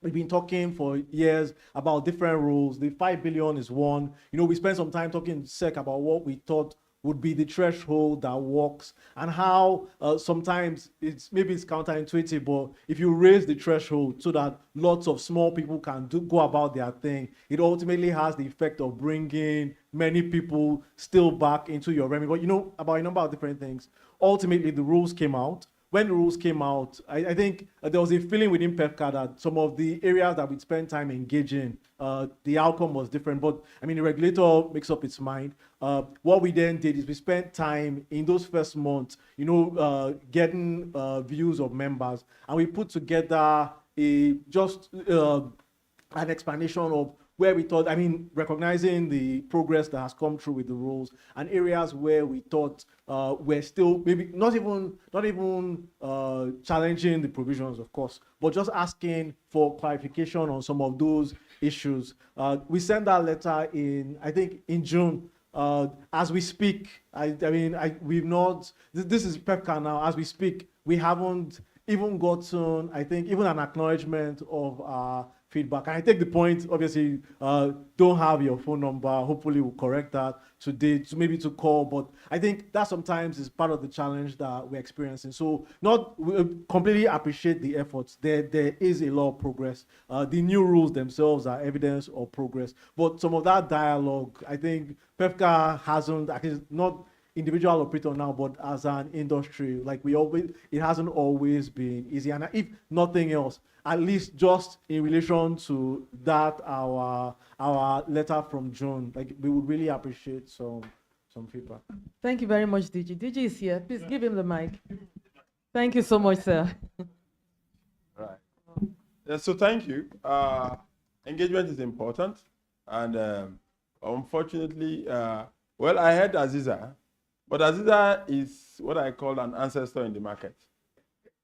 She's been here all along, right? All of the Banwa and Igodalo people, they all know me and I know them. I participate in their events. But sometimes too, while they sit in their cozy office, right? writing all of this and thinking through all of this. When we invite them for engagement, they don't come. Aziza, are you a capital market operator? Do you attend the capital markets, the CMC meetings? That's not true. Is it on our website? Were you invited on the website? Wait. If you are, wait now, Aziza. If you are a participant in an event, if you have interest in the event, and you know that this event is taking place, and you really, really do have interest in it, won't you ask, look, this event is taking place. I'm supposed to be there because I am an interested party. Why am I not invited? That's a simple question. Wait. Wait, nah. Wait. You have my phone number. Or you threw it away. No. You did. Because there is nobody in your firm that really works in the market. Isa just sent me his graduation for PhD. Is he not from your firm? Let alone your principal partner. So all of you know me and you have access to me. There is nobody that Gwen just sent me text about 4 or 5 days ago, 3 of us. It has not changed and it will never change because I'm not owing any bank. Right? So clearly, what's important is engagement. You don't understand something, you ask questions. Your way, the cup is either half full or half empty. You are looking at it from your angle. I am looking at it from my angle. Why you sit down there thinking, oh, you should accept it my way? You are not thinking about accepting it my way. Do you know the reason why I am making it that way? There is always a context to every rule. The behind the works of every rule needs to be understood by both parties, right? This whole system is about working for each other, right? So we sit down, we look at the rule. Okay, explanation comes from interaction. Once you interact, you are able to understand each other better. Perhaps on the premise of that, you're okay, that's true. Oh, no wonder. And that matter will be solved. For us at the SEC, we are open. I will say clearly, we are open. But I also say, like I said, knowledge differs according to stages. The person you are speaking to may not have been that exposed. So all the person has done, he has read that document to the technical extent of his knowledge and interprets it as such. So you meet a brick wall, right? Your email or your document that had not been responded to, I am sorry, it shouldn't be so. My instruction and directive at the SEC, at least acknowledge that you have gotten it. What you do after that is another ball game, but acknowledge it, right? So if you had sent that document to me via email, certainly you get an acknowledgement. If you have sent it on a physical, I will receive it and mean it on it. I mean it on every document that comes to the SEC. Every document, none that leaves my table. And as at yesterday, 11 o'clock that I left that office, I don't have any outstanding on my table. It's either a yes or a no. One of them will happen. So we must always do that. So there are points that you probably will want to push, and the SEC says no. We are happy to engage with you to explain to you why we are saying no. Because for some of us too, we have been everywhere. We've attended the best schools in the world and worked in the best places in the world. And so we also have that knowledge, right? I worked at the US SEC. I mean, that's the flagship of regulation in the world. Then, of course, we spoke about this issue about, IOSCO membership. It's about what we call the principles of reciprocity. And on the principles of reciprocity, we're saying if an IOSCO member approves a document, it means that the other IOSCO member that you are filing with should agree and accept that due diligence has been done enough for you to do minor work in that approval. That's the principle of reciprocity. However, it also speaks to, there was a point you made around, yes, yes, yes, yes. That's what I'm saying. Yes, go. Yes. I'm coming to that. I'm coming to that. No. It's not a matter of whether you know. No. It's far from no. I'm advanced now. Can be talking about criticism. No, you. And besides, criticism is very good. He makes me work better, right? Tells me my fault. I deal with it. It's not about. Nobody criticizes you to bring you down. No, everybody criticizes you to make you better, because immediately you correct those points of criticism, you are a finer person. So that's my philosophy. So in terms of, and that was the reason why I was speaking to you directly to the of participation. Recently, what have we done at the SEC? The CMC is being reorganized, and we have said we have various groups, working groups. One of them is compliance, rules and compliance, rules and regulation and compliance.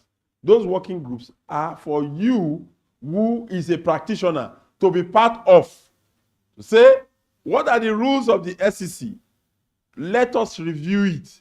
And upon that review, you are going to now give, recommendations as to how best these rules could be better read or interpreted for the benefit of the market. Because those rules are for you.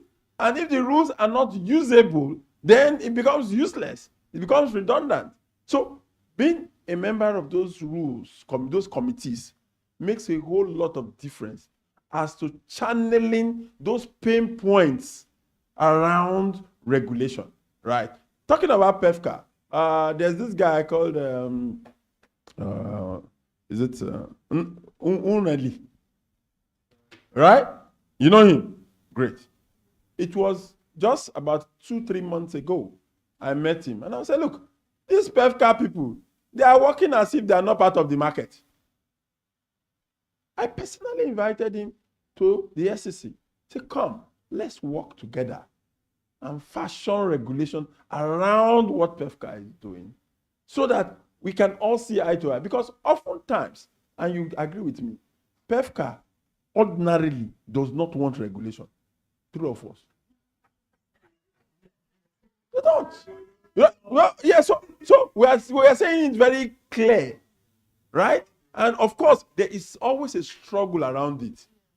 But it is also, I know the reason why, but I can tell you that regulation is the best for you. Because with regulation, you have authenticity. With regulation, you have visibility. With regulation, you have assurance. With regulation, you have integrity. And with regulation, you have transparency. It's important that we all understand it.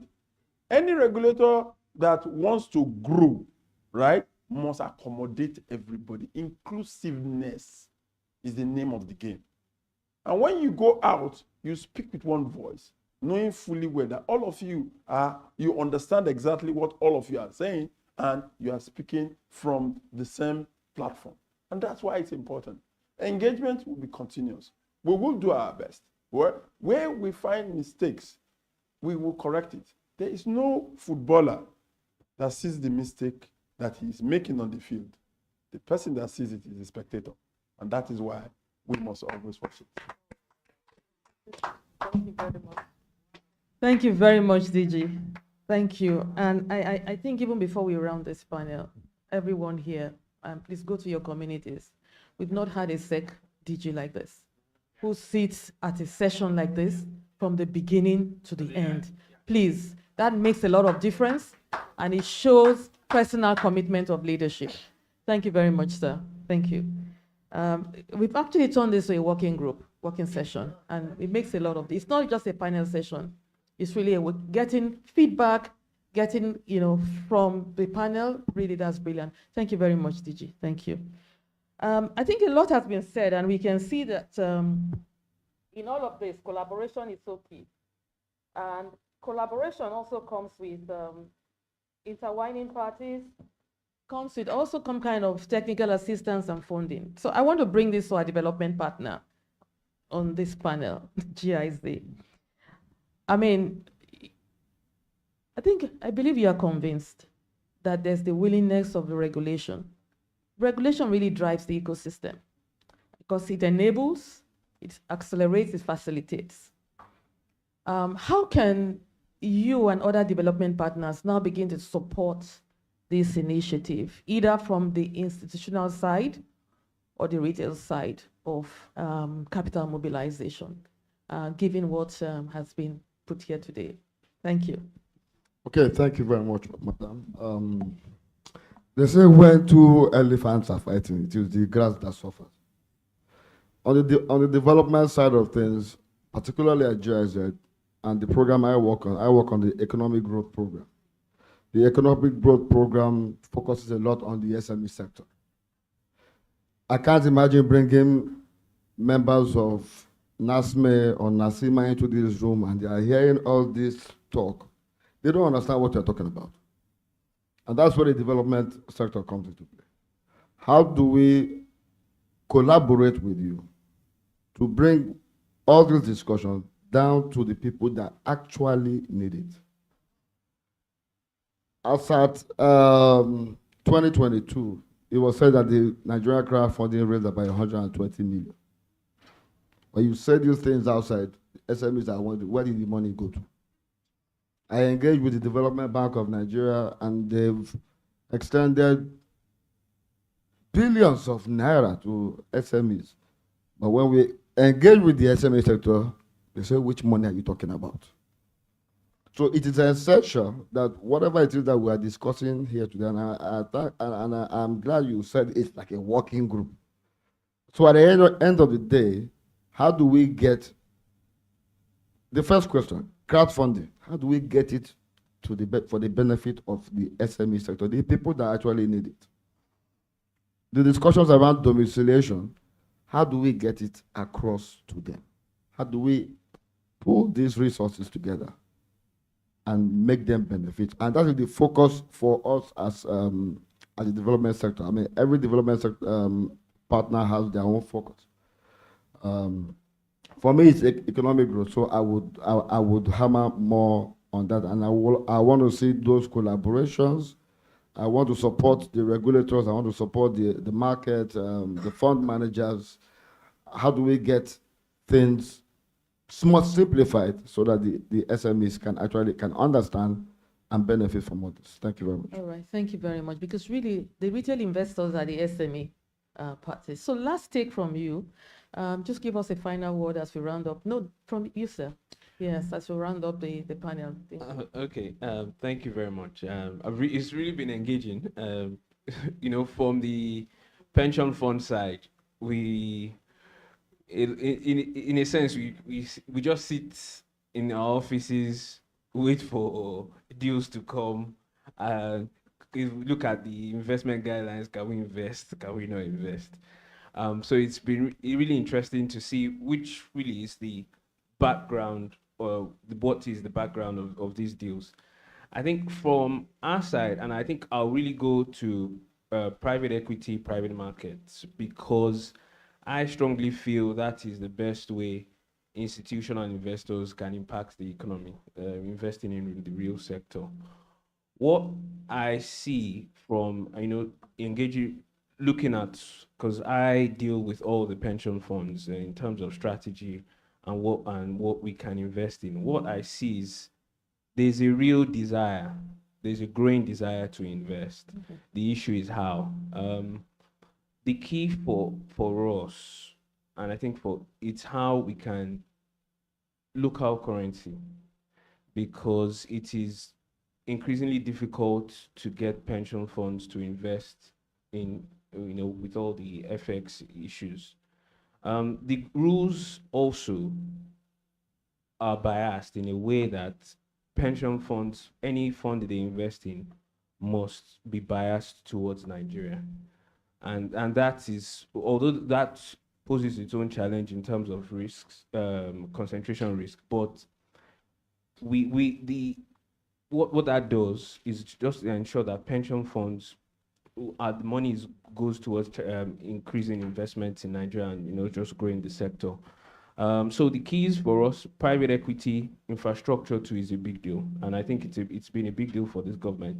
From the regulator side of the industry, they're really open, and we have been saying for ages, we need to work better with the Securities and Exchange Commission just to ensure that regulation is favorable on both sides, both the deal structuring side and also investing side, that we can invest in a way that can help the country grow. So I always think discussions like this very interesting, but we shouldn't allow these discussions die. Yeah. Well, we should find a way to implement them, and I'm so happy that PENCOM will now be represented on the board. I know SEC is represented on PENCOM's board, that has always been the case, but now PENCOM is on board, and I would love a few minutes to discuss with the DG here. I know just a couple of issues. I know SEC released the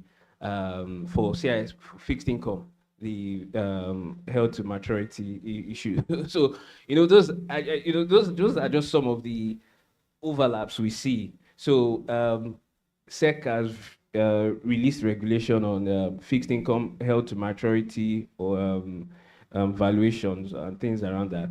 We're now wondering, where will PENCOM fall on this? So those kind of, that synergy just needs to be there, and I think the markets will grow. Thank you very much. Thank you very much. So what I see from you're rounding up the capacity even within to make those investment decisions and interpret some of these policies also will enhance how you participate in the private equity investments. Thank you so much. So a rounding shot from Mr. the Taxman. Okay, so two major comments. So one is, based on the tax reforms, there are a lot of tax advantages that can be obtained in the laws.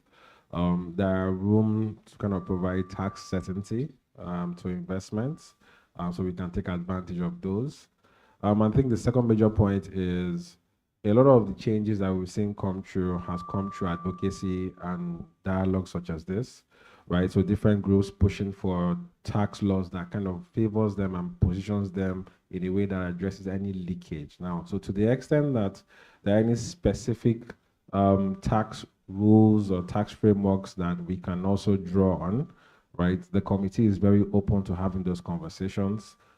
Please send us the paper, right? Invite us for conversations. The chairman, right, and the team is very able to attend, so that we can have this conversation and push for changes, right? So there have been successes in the laws, right? So the downstream oil and gas companies have pushed for changes, which I've seen come through. The telcos, the insurance group has pushed for changes, and those has led to tangible changes to the laws, right? And that can also happen in this case as well. Thank you. Thank you so much. Diko, round shot for you. I think maybe circling back to domiciliation specifically, something else I want to add is a lot of conversation can focus on regulatory framework and taxes. And I think in those two respects, it's very, realistically speaking, it's difficult to compete with some of these offshore jurisdictions. I mean, Mauritius has a much smaller population with a different resource dynamic, so they need some of these things. So obviously their tax rate is much lower, and even if everything else was equal, like that's not a rate that Nigeria can ever match. Decades of designing your framework to regulate funds versus maybe, a much smaller time frame, it has its own complexities. So I think, but beyond those things, the point I really want to emphasize is that it's not just the regulatory framework and the tax that draws for some of these offshore jurisdictions.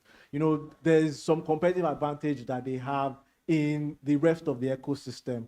You know, in Mauritius, there are hundreds of fund administrators. I don't know one fund administration business in Nigeria. You know, just preparing for this session, I was thinking if we were registering a fund locally that we wanted to be administered by a third party, would we go to a registrar? Would we go to a company secretarial firm? Like custodian. I mean, it's not clear. So like that's something that's missing. If you move away from administrators, a lot of funds, they typically tack on some sort of subscription line that allows them bridge capital calls from investors. Banks in places like Mauritius and Luxembourg have been offering those kind of products for years. Like even if you somehow got over the regulatory issues, which we're already making progress on, you somehow overlook the tax issues, which we will never be able to compete on, and you manage to figure out the administration, things like that. Would you find banks that could give you subscription lines to Nigeria? If we are in a world where the company's registry, CAC, is not very familiar with limited partnerships for investment, how often are your Nigerian auditors actually auditing limited partnerships? So will your experience with the auditors in Nigeria be the same as your experience with auditors in Luxembourg and Mauritius, where some of them are even built, they don't even do any corporate work? Like their entire business model is that they are working for funds. So even if we fixed our regulatory regime and we either forced or convinced all of our fund managers to manage the tax situation, like those are things that we can't easily replicate. So I think just as we think about fund domiciliation, there needs to be some sort of nuanced view. The reality is that there will be a sizable amount of funds that will be domiciled offshore. I think in relation to those, we then need to be sure that we are creating the framework that ensures that the money, even if it's domiciled offshore, continues to make its way directly here. That's where our friend comes in. Yeah. You know, I don't know how well they are doing it with capital gains, but it's a conversation for a different day. But, you know, I think, so it's on one hand, just making sure that we continue to make Nigeria a place that, irrespective of where the funds are domiciled, they are actually making their way here. And then we then also take a view that, okay, for this much smaller number, perhaps funds that are then only focused on Nigeria, or maybe not quite crowdfunding, but not necessarily just from a PENCOM perspective, maybe HNIs and family offices that invest in some sort of disaggregated way today. Maybe if we then took a view that perhaps we want to target some of those people, maybe the kind of category that might be sensitive to the costs of operating in places like Mauritius and Luxembourg, we can then, with that mindset, then take another look at our rules and say, irrespective of whatever general rules we have around fund domiciliation, we know that the space where, you know, it's a comparative advantage game, the space where we can really compete is in this segment. So actually, maybe it's a specialized regime that's targeting that segment that ensures that at least we can compete on cost, so we can deliver something for that segment. And we know that the dynamic is then that Nigeria, if you are a fund of a certain size, you're almost certainly going to domicile in Nigeria. And if you're above that size, you can probably be anywhere. So something like that, that more nuanced approach to regulation, that feels like a way to make progress on domiciliation. Yeah, but I must correct you. In our study, we found that Nigeria was one of the most,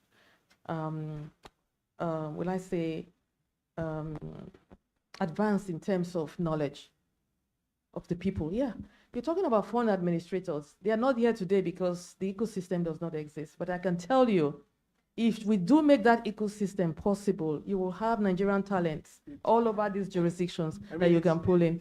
Yeah. No, but we start, Diko, you are a member of, we want to start that process. Rome is not built in a day. All of these jurisdictions, 20 years ago, Mauritius was not. Look at Rwanda today. Rwanda has made significant progress. They don't have the kind of talent that we do. In fact, I think that Rwanda has called 2 of our law firms to assist them in putting some of those laws in place. So I think we can start. Let's be positive. Nigeria really has the capital. Nigeria has the expertise. Nigeria also has the demographics on the supply side and on the demand side. Thank you very much. Yeah. So last note from you. Yes, I mean, so not necessarily following the course line. I think in terms of the ecosystem, what I would just like to say is that as part of this work, let's look at the ecosystem holistically. Yeah. Outside the SEC and PENCOM, right? Yes. We have the Corporate Affairs Commission, because that's where you set up your company. Yeah. How can SEC help us engage so they understand better? Okay. When you want to register limited liability partnership, they don't Yeah. even allow you to put a foreigner as a partner. The portal won't allow you to do that. Yeah. So we need a bit more Understanding. education and collaboration. All The right. way the SEC is along that line. Mhm. I think also we need to have a system where we gradually develop more modern funding vehicles, Okay. like protected sale companies, rather than I'm a fund manager. Each time I want to do this, I set up a company, I set up this company, I set up because Mr. Tax will come and meet me. But if I have one company and I have cells that I'm able to ring-fence their different investments, it's cheaper administratively. Yeah, So yeah. again, it's that we need to look at the entire ecosystem, see what other jurisdictions are doing. We are already over-regulated, but little things that we can do. Yeah. Yes, and before Mr. Gamma will come for me again, Yeah. we need more guidance. Dr. Gamma, sorry, sir, I'm sorry. And We need more. We Thank need you. more guidance notes. We need more guidance notes. As new rules are issued or a new law, I think that, and I'm very happy. I mean, I've served on a number of committees in the past before, yes, but but we need, yeah. So I think, with all due respect to the SEC, I think it's also good to have an open mind. Sometimes when we say this thing, it's not necessarily because I'm an operator, I'm trying to structure a transaction, is that I'm talking from feedbacks and opinions. So I'm giving feedback from that perspective, not necessarily that I want to circumvent the law. So let's have a bit more interpretative guidance so that there is more certainty and uniformity in interpretation and application of our laws. Thank you. yeah, thank you so much. Thank you. Yes, sir. The corporate governance for market operators, right? We've discovered that people did not really understand, and we issued the guidance note. This is a process we have just started. It never was the case, right? We are happy to issue guidance notes at any particular point in time. What we are saying is that all of you that have been on the fence, I mean, I know you very well, so that's why you see the way I'm saying it. I know your level of experience. That experience must be brought to bear on the market, not just on your law firm, because you are using it there. But if you bring it to the market, right, more people will gain. If there are questions that need to be asked, we are happy to answer. And just to mention clearly here, if you have any problem with any of the regulators, CAC, PENCOM, name it, come and meet me.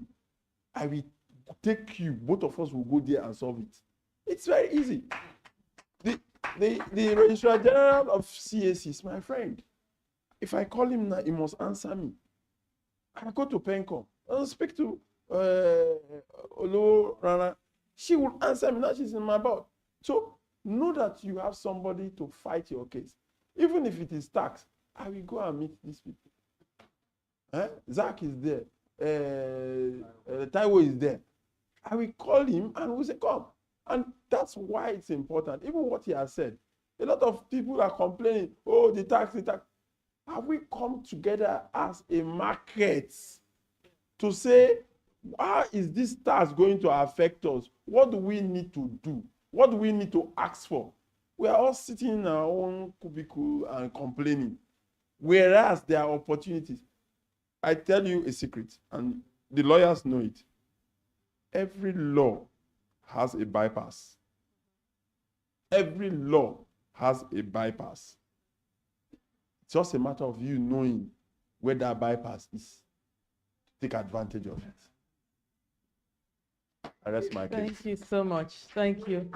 Thank you. So I think we brought this panel to a close. Yeah, I think what we've learned, really, collaboration. And the good thing is we can leverage, we now know what other jurisdictions are doing, DJ. We can leverage on experience from other jurisdictions. We can have synergies. And so the collaborative is very free to support where we need to make those kind of collaborations and leverage on other African countries to really get to, really we should be pushing the boundaries from where we are now. Thank you so much. Thank you, everyone. Very quickly, we'll just have 2 questions. Okay. I couldn't just miss the opportunity to say 1 or 2 things in this very special event. My name is Dr. Ifinwa Kwesi. I am a growth mindset and integrative lifestyle specialist and the executive chairman of Women Aligned for Growth, WAG, a character rebuilding social change and female impact NGO. And was seen Women Aligned for Community Impact in Nigeria really looking for solution to some of our problems. I'd like to just say a bit of this. I hope I can, or you wanted me to just ask a question? Okay, this is a very, very topical issue. And DG, you made certain very impactful comments. Nigerians are talented and blessed. We have the numbers. Why are we always going cap in hand to international donors? If you want to look for impact money, the first thing is, oh, write a grant. But you know something? The money is within us. The women buy a Shebi, 250, 350,000 for 1-day event. Young people spend money on unnecessary things. I think it's time we domesticate our impact funds. And I'm leading one of those organizations, and I know we're ready to tell the women, please shift from your superficial mindset to a growth mindset, where you are becoming value added, becoming an influencer in your area of influence. So when is one of our members of our BOT, I want to thank you for inviting me here. And Frank, my brother, thank you so much for this job. This is a divine call for Nigerians. And DG, you are a leader in this society. And we're all going to partner to make this happen. We all need to stop living like infants and grow to our next levels. Thank you very much. Thank you very much, madam. Yeah, question. Hi, everybody. My name is Michael Ademoyo. I'm a consultant with Open Capital. I just wanted to ask Gwen a question concerning the point raised by Dipo on how there is a shortfall of fund administration in Nigeria compared to countries like Mauritius. And you mentioned that Nigeria definitely has talent and there are efforts like towards that horizon. So I just want to know, it would be interesting to know what kind of efforts that, if you can share, have been carried out in that. So I'll give you the perspective from our study. Rwanda, for example. Sorry? Yeah, Rwanda, for example, very new in this field. I mean, they were just looking for areas of competitive advantage. And like Dipo said, the funds domiciled in Mauritius are not invested in Mauritius. They're invested in countries with potentials like Nigeria.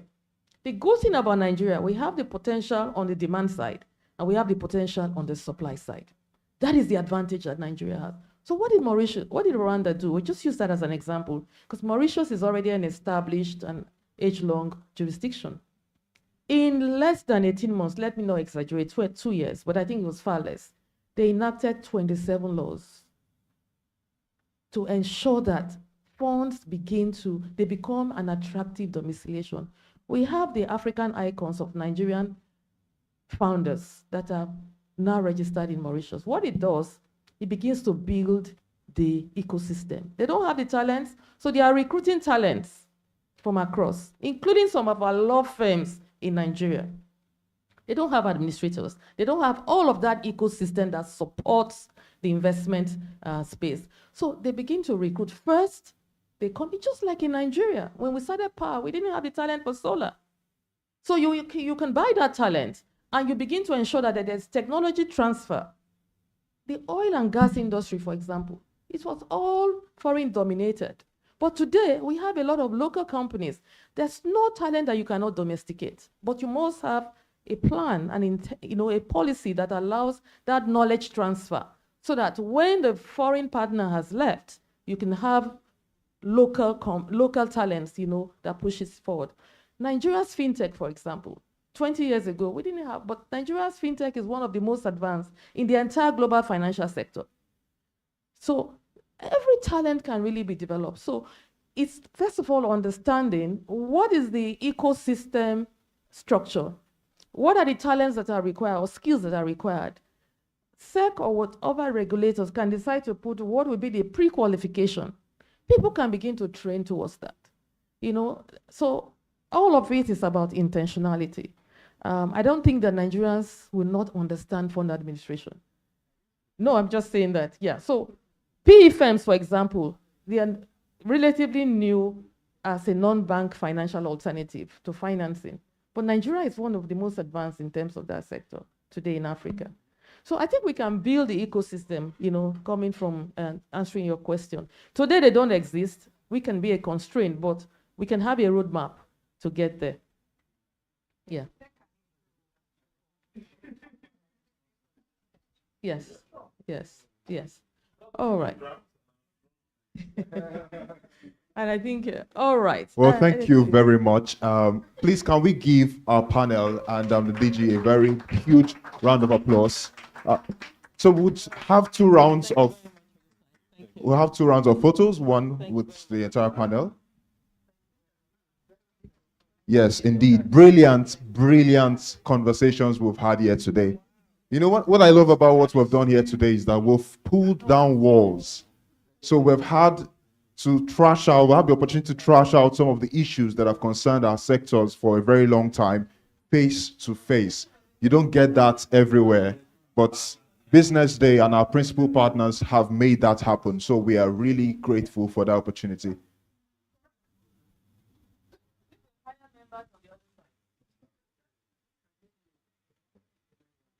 Yes, there will be 2 rounds.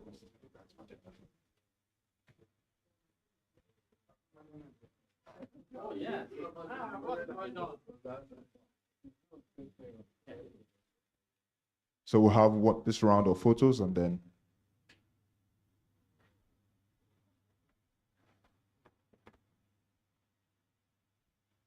by the way, this program is being streamed on our YouTube platform at Business Day Television. If you know someone who wanted to be here but could not be here, you can always catch up on YouTube.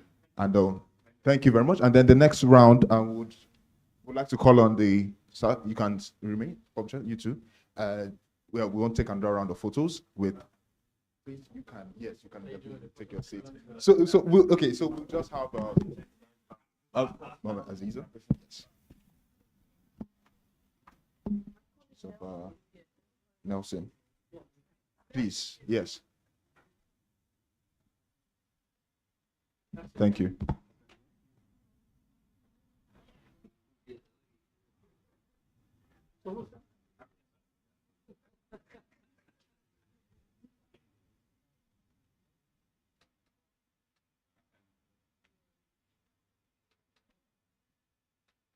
Thank you very much, ladies and gentlemen, for sticking with us this far. Thank you to all our panelists, our speakers, for their insights, and thank you to our moderator for the session. So we want to move very quickly to the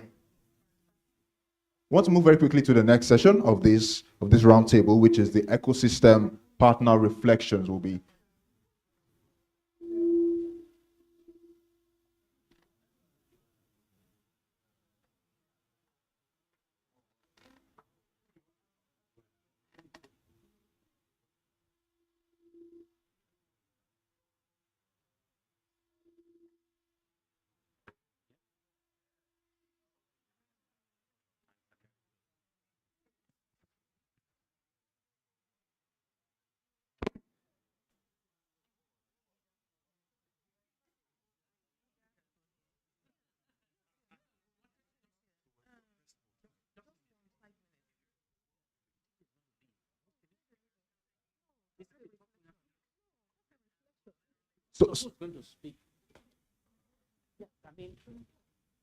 right. So we'll have a 5-minute reflection from one of our partners at MIDA. So I would like to call on Nelson Amo for this, to take this session. Kindly give him a warm hand as he comes forward. Thank you.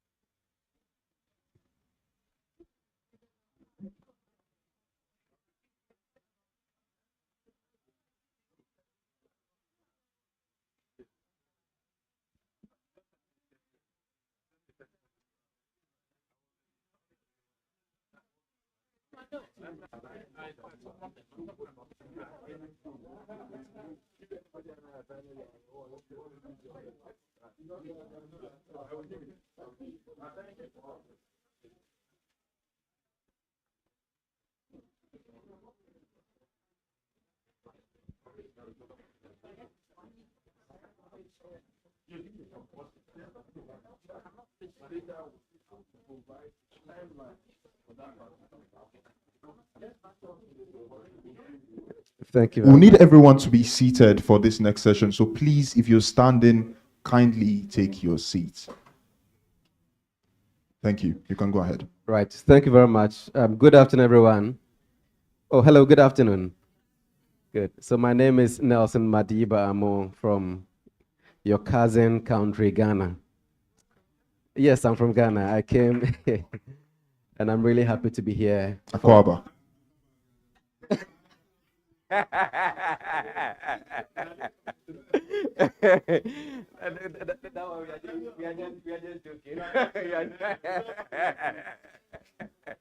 You know, we are cousins now. Yeah, and especially when it comes to the jollof issue.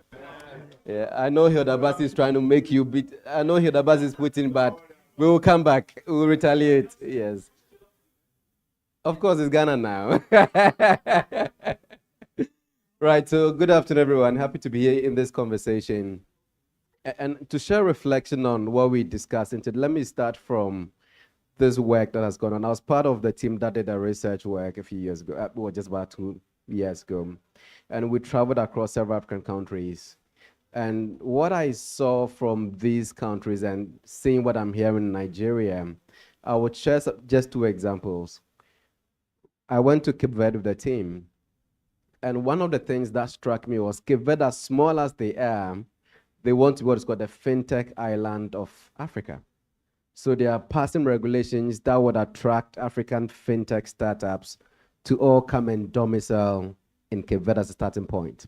And they believe that once the startups are in there, they can now also attract funding into the country. Now you see what we also hear about Mauritius, that is basically almost a pass-through domicile where the funds set up there, but they don't invest in them. Nigeria has a bigger opportunity than Verde. You already have the startups in here. Between 2021 and now, about 80% of all the startup funding across West Africa came to Nigeria. 80%. So people can make all the noise, but Nigeria is still the place. When it comes to SME financing.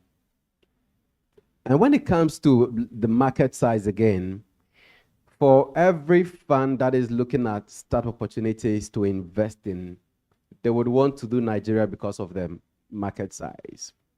But one thing that doesn't come across to most of us is that most of the international funds that would invest in our startups in Nigeria, especially your fintechs, your health techs, and what have you, would require them, most of them, to move out and domicile in other markets, particularly Delaware and what have you, because it's easier for them to have conversations with them.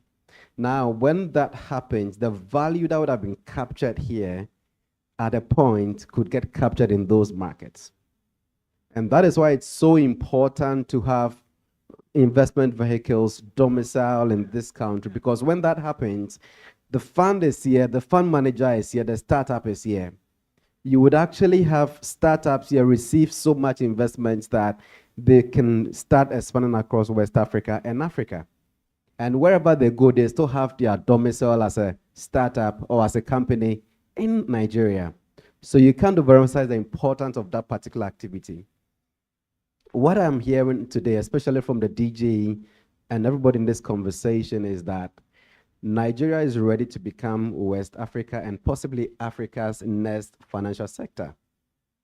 And that is something that we take deliberate steps. And for us as a collaboration, what we say is that beyond this conversation, and I believe that my colleague will drive that, we want to have that driving force, have a team that is going to make this work. We don't want to have just one conversation today, and then we go back and we meet in another year and we're discussing that. And so DJ Elizabeth was listening to you say hi. Say hi to you. That she'll be in touch. Oh, she did. Okay, she was listening to you. Very insightful comment. But the key thing is, how do we make this happen? If we want to, again, move beyond what Cape Verde is talking about, they want to be the fintech island. Rwanda wants to attract all the funds in Africa to set, and they're making things so easy through the KIFC, that's the Kigali International Financial Center. They want to do that. Mauritius is already an oversung story. We don't want to be talking about them. We need new giants. And if Nigeria, as the giant of Africa and of West Africa, rises, what you do is that in your rising, you lift many other smaller countries along. Of course, Ghana is not one of those small countries because we are we are rising with you already, and we will all lift others. I need to make that point because I am a proud Ghanaian. But the point I'm making, very importantly, is that when you want investment vehicles who understand the challenges of any domicile, it is easier for those who are in that geography. A fund from Delaware coming into Nigeria would come in, look at this market size and your growth prospect and what have you, but may not be able to pick the startups who are addressing critical Nigerian challenges. They only look at it from the angle of profitability for the fund. But if you have impact funds who are here in any country, particularly in this country, they would be able to connect when a startup is clearly addressing core Nigerian challenges, things that are at the heart of this economy. If I don't understand nutrition issues, I don't understand education challenges, I don't understand health challenges, I wouldn't appreciate any startup who is trying to address those challenges. So when we have them domicile, it's one thing to say that domiciliation doesn't necessarily mean the money will stay in there. It's a good starting point if we can get every other thing right. So in conclusion, I would say, let's drive this conversation beyond today. And as we do that, we would get enough vehicles who will start in here, most important, making the system very flexible. And the fund, the research we did goes beyond just the legal regulatory frameworks. Talks about building the markets, talks about capacity. So much things are in there. And I believe that the right time, once we release the report, we can get all of these things to appreciate better what needs to be done. Finally, there was a question on how do you get this information down to the startups. For startups, one of their biggest question is, how do I get access to funding? So once we're talking about fund domiciliation, on the demand side, you're also working on building startups to become investment ready. And once they're investment ready and there's a supply side done, then that becomes a solid match that would make sure that funding is going where it's needed most. And these startups will create the jobs that you need, and the jobs would eventually contribute to national development, will pay taxes, and ultimately it becomes a win-win situation for everybody. Thank you very much. Thank you very much, Mr. Amo. Thank you for that very actionable insight. Do send our regards back to Ghana. And our brothers. All right. So we've really had a rich time today. I really personally taken a lot out of today, and I'm sure that everyone here has something that they're going back to act on. Right. So to end the day strong, I would like to call on Mrs. Chizoba Ada Emmanuel Awakesi for the closing remark. Please give her a warm hand as she comes. Pronouncing very easily. Thank you so much. Today has been very, very insightful. It's funny, you know, we've been talking about Mauritius. I lived in Mauritius for 2 years, worked there at the Board of Investment, and it's a small island. I think population 1.28 million, not even up to 1.3, and Lagos is over 22 million, thereabout. And it's funny, Mauritius thrives on these investments and tourism. That's what they actually make their money from. And with all that we have, everything that we've listened to today has been very insightful from the panelists. It's almost like Lady Gwen had said, it's more like a workshop, you know. I'm hoping and I'm praying that we're going to move just beyond just talking to actionable steps that will ensure that we really domicile these funds in Nigeria. And also, in domiciling the funds, it actually creates an enabling environment for businesses to thrive, inclusive economic growth.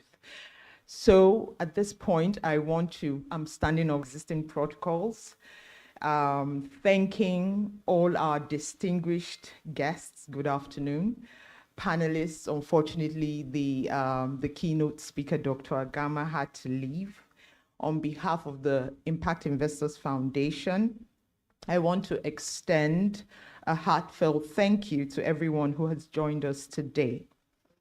To our very insightful panelists, engaged audience, our partners at BusinessDay, and every contributor who has enriched today's dialogue. Thank you for lending your time, your expertise, and your perspectives to what has truly been an energizing and solution-driven conversation. Today's session, Reclaiming Capital, Policy Solutions for Fund Domiciliation in Nigeria, has both been eye-opening and inspiring. Together, we've examined key findings of this landmark study on Africa as a jurisdiction for domiciliation of investment vehicles, explored Nigeria's current investment ecosystem, and shared bold ideas for transforming our fund domiciliation landscape.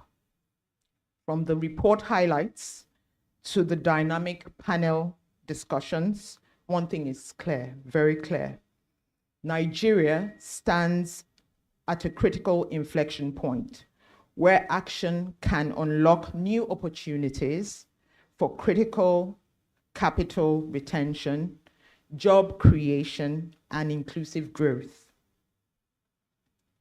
The study reminds us that domiciliation is not just a legal or technical decision, but a powerful economic lever. Currently, about 60% of Africa-focused investment funds are domiciled outside the continent, depriving our markets of tax revenues, local expertise, and jobs. Yet the report also makes it clear that Africa, and Nigeria in particular, has the potential to become a preferred investment hub if we strengthen our regulatory frameworks, which has been all we've talked about in the panel sessions, from the regulators to the operators. And I mean, the DG had mentioned that we should continue to engage. If we strengthen regulatory frameworks, improve operational efficiency, and mobilize local capital. The introduction of the fund domiciliation maturity diagnostic tool is especially important, providing a roadmap for countries like Nigeria to benchmark progress and implement reforms across key pillars, which are the regulatory environment, judicial strength, operational efficiency, and enabling a macroeconomic climate. Our panelists reinforced these findings with concrete, actionable recommendations. First, clear and more trusted regulations to build investor confidence. I mean, Bawani Godalo, Verod noted that. Simplifying tax regimes to attract fund managers and reduce barriers to entry. Greater mobilization of pension funds, and local capital to keep African wealth on the continent. Stronger governance and efficient dispute resolution to de-risk the environment for investors. This is very critical. It cannot be overemphasized. Nobody wants to invest in a place that is risky. These are not abstract ideas. They are practical solutions to ensure that Nigeria is not just a destination for foreign capital, but a trusted home for investment vehicles that empower local businesses and fuel inclusive economic growth. For the Impact Investors Foundation, today's dialogue strengthens our commitment to practical next steps. 1, distilling insights from this session and the study into a clear advocacy document that sets policy priorities for fund domiciliation in Nigeria. 2nd, to engage regulators, policymakers, private sector actors, development partners to move these recommendations from discussion to implementation. 3rd, leverage this momentum from this event to deepen investor education and support the creation of innovative financial structures that positions Nigeria not only as a destination for capital, but as a trusted home for investment vehicles. None of this would have been possible today without the unwavering support of our partners and sponsors. I would like to express my deepest appreciation to the leadership and team at BusinessDay Media, our dedicated RIF team, our visionary CEO, Etemere Glover, the RIF board, the NABI board, and our generous sponsors, Bao and Igodalo, the Securities and Exchange Commission, and MIDA, whose invaluable backing has helped make today's convening a reality. In closing, I want to call us all to action, and it's very simple action, to leave this room not just inspired, but committed to taking bold, coordinated actions that will keep African capital working for Africa, and most importantly, Nigerian capital working for Nigeria. As we carry this momentum forward, I also want to warmly invite you to join us on Thursday, 2nd October, for the 3rd Gender Impact Summit, where we would launch the Gender Justice Roadmap, a milestone in advancing inclusive investing in Nigeria and across Africa. Together, we can reclaim capital, strengthen our markets, and ensure that Nigeria becomes not just a destination for investment, but a thriving home for it. Thank you all, and God bless. Thank you very much, Madam Chizoba. Thank you for everyone who has taken our time to be here today. We do not take these for granted. We appreciate your presence here. We appreciate your participation. We appreciate your coming here. And we hope that you would go back to where you're coming from in good faith, in good spirits, and in good health. Thank you very much, and enjoy the rest of your day.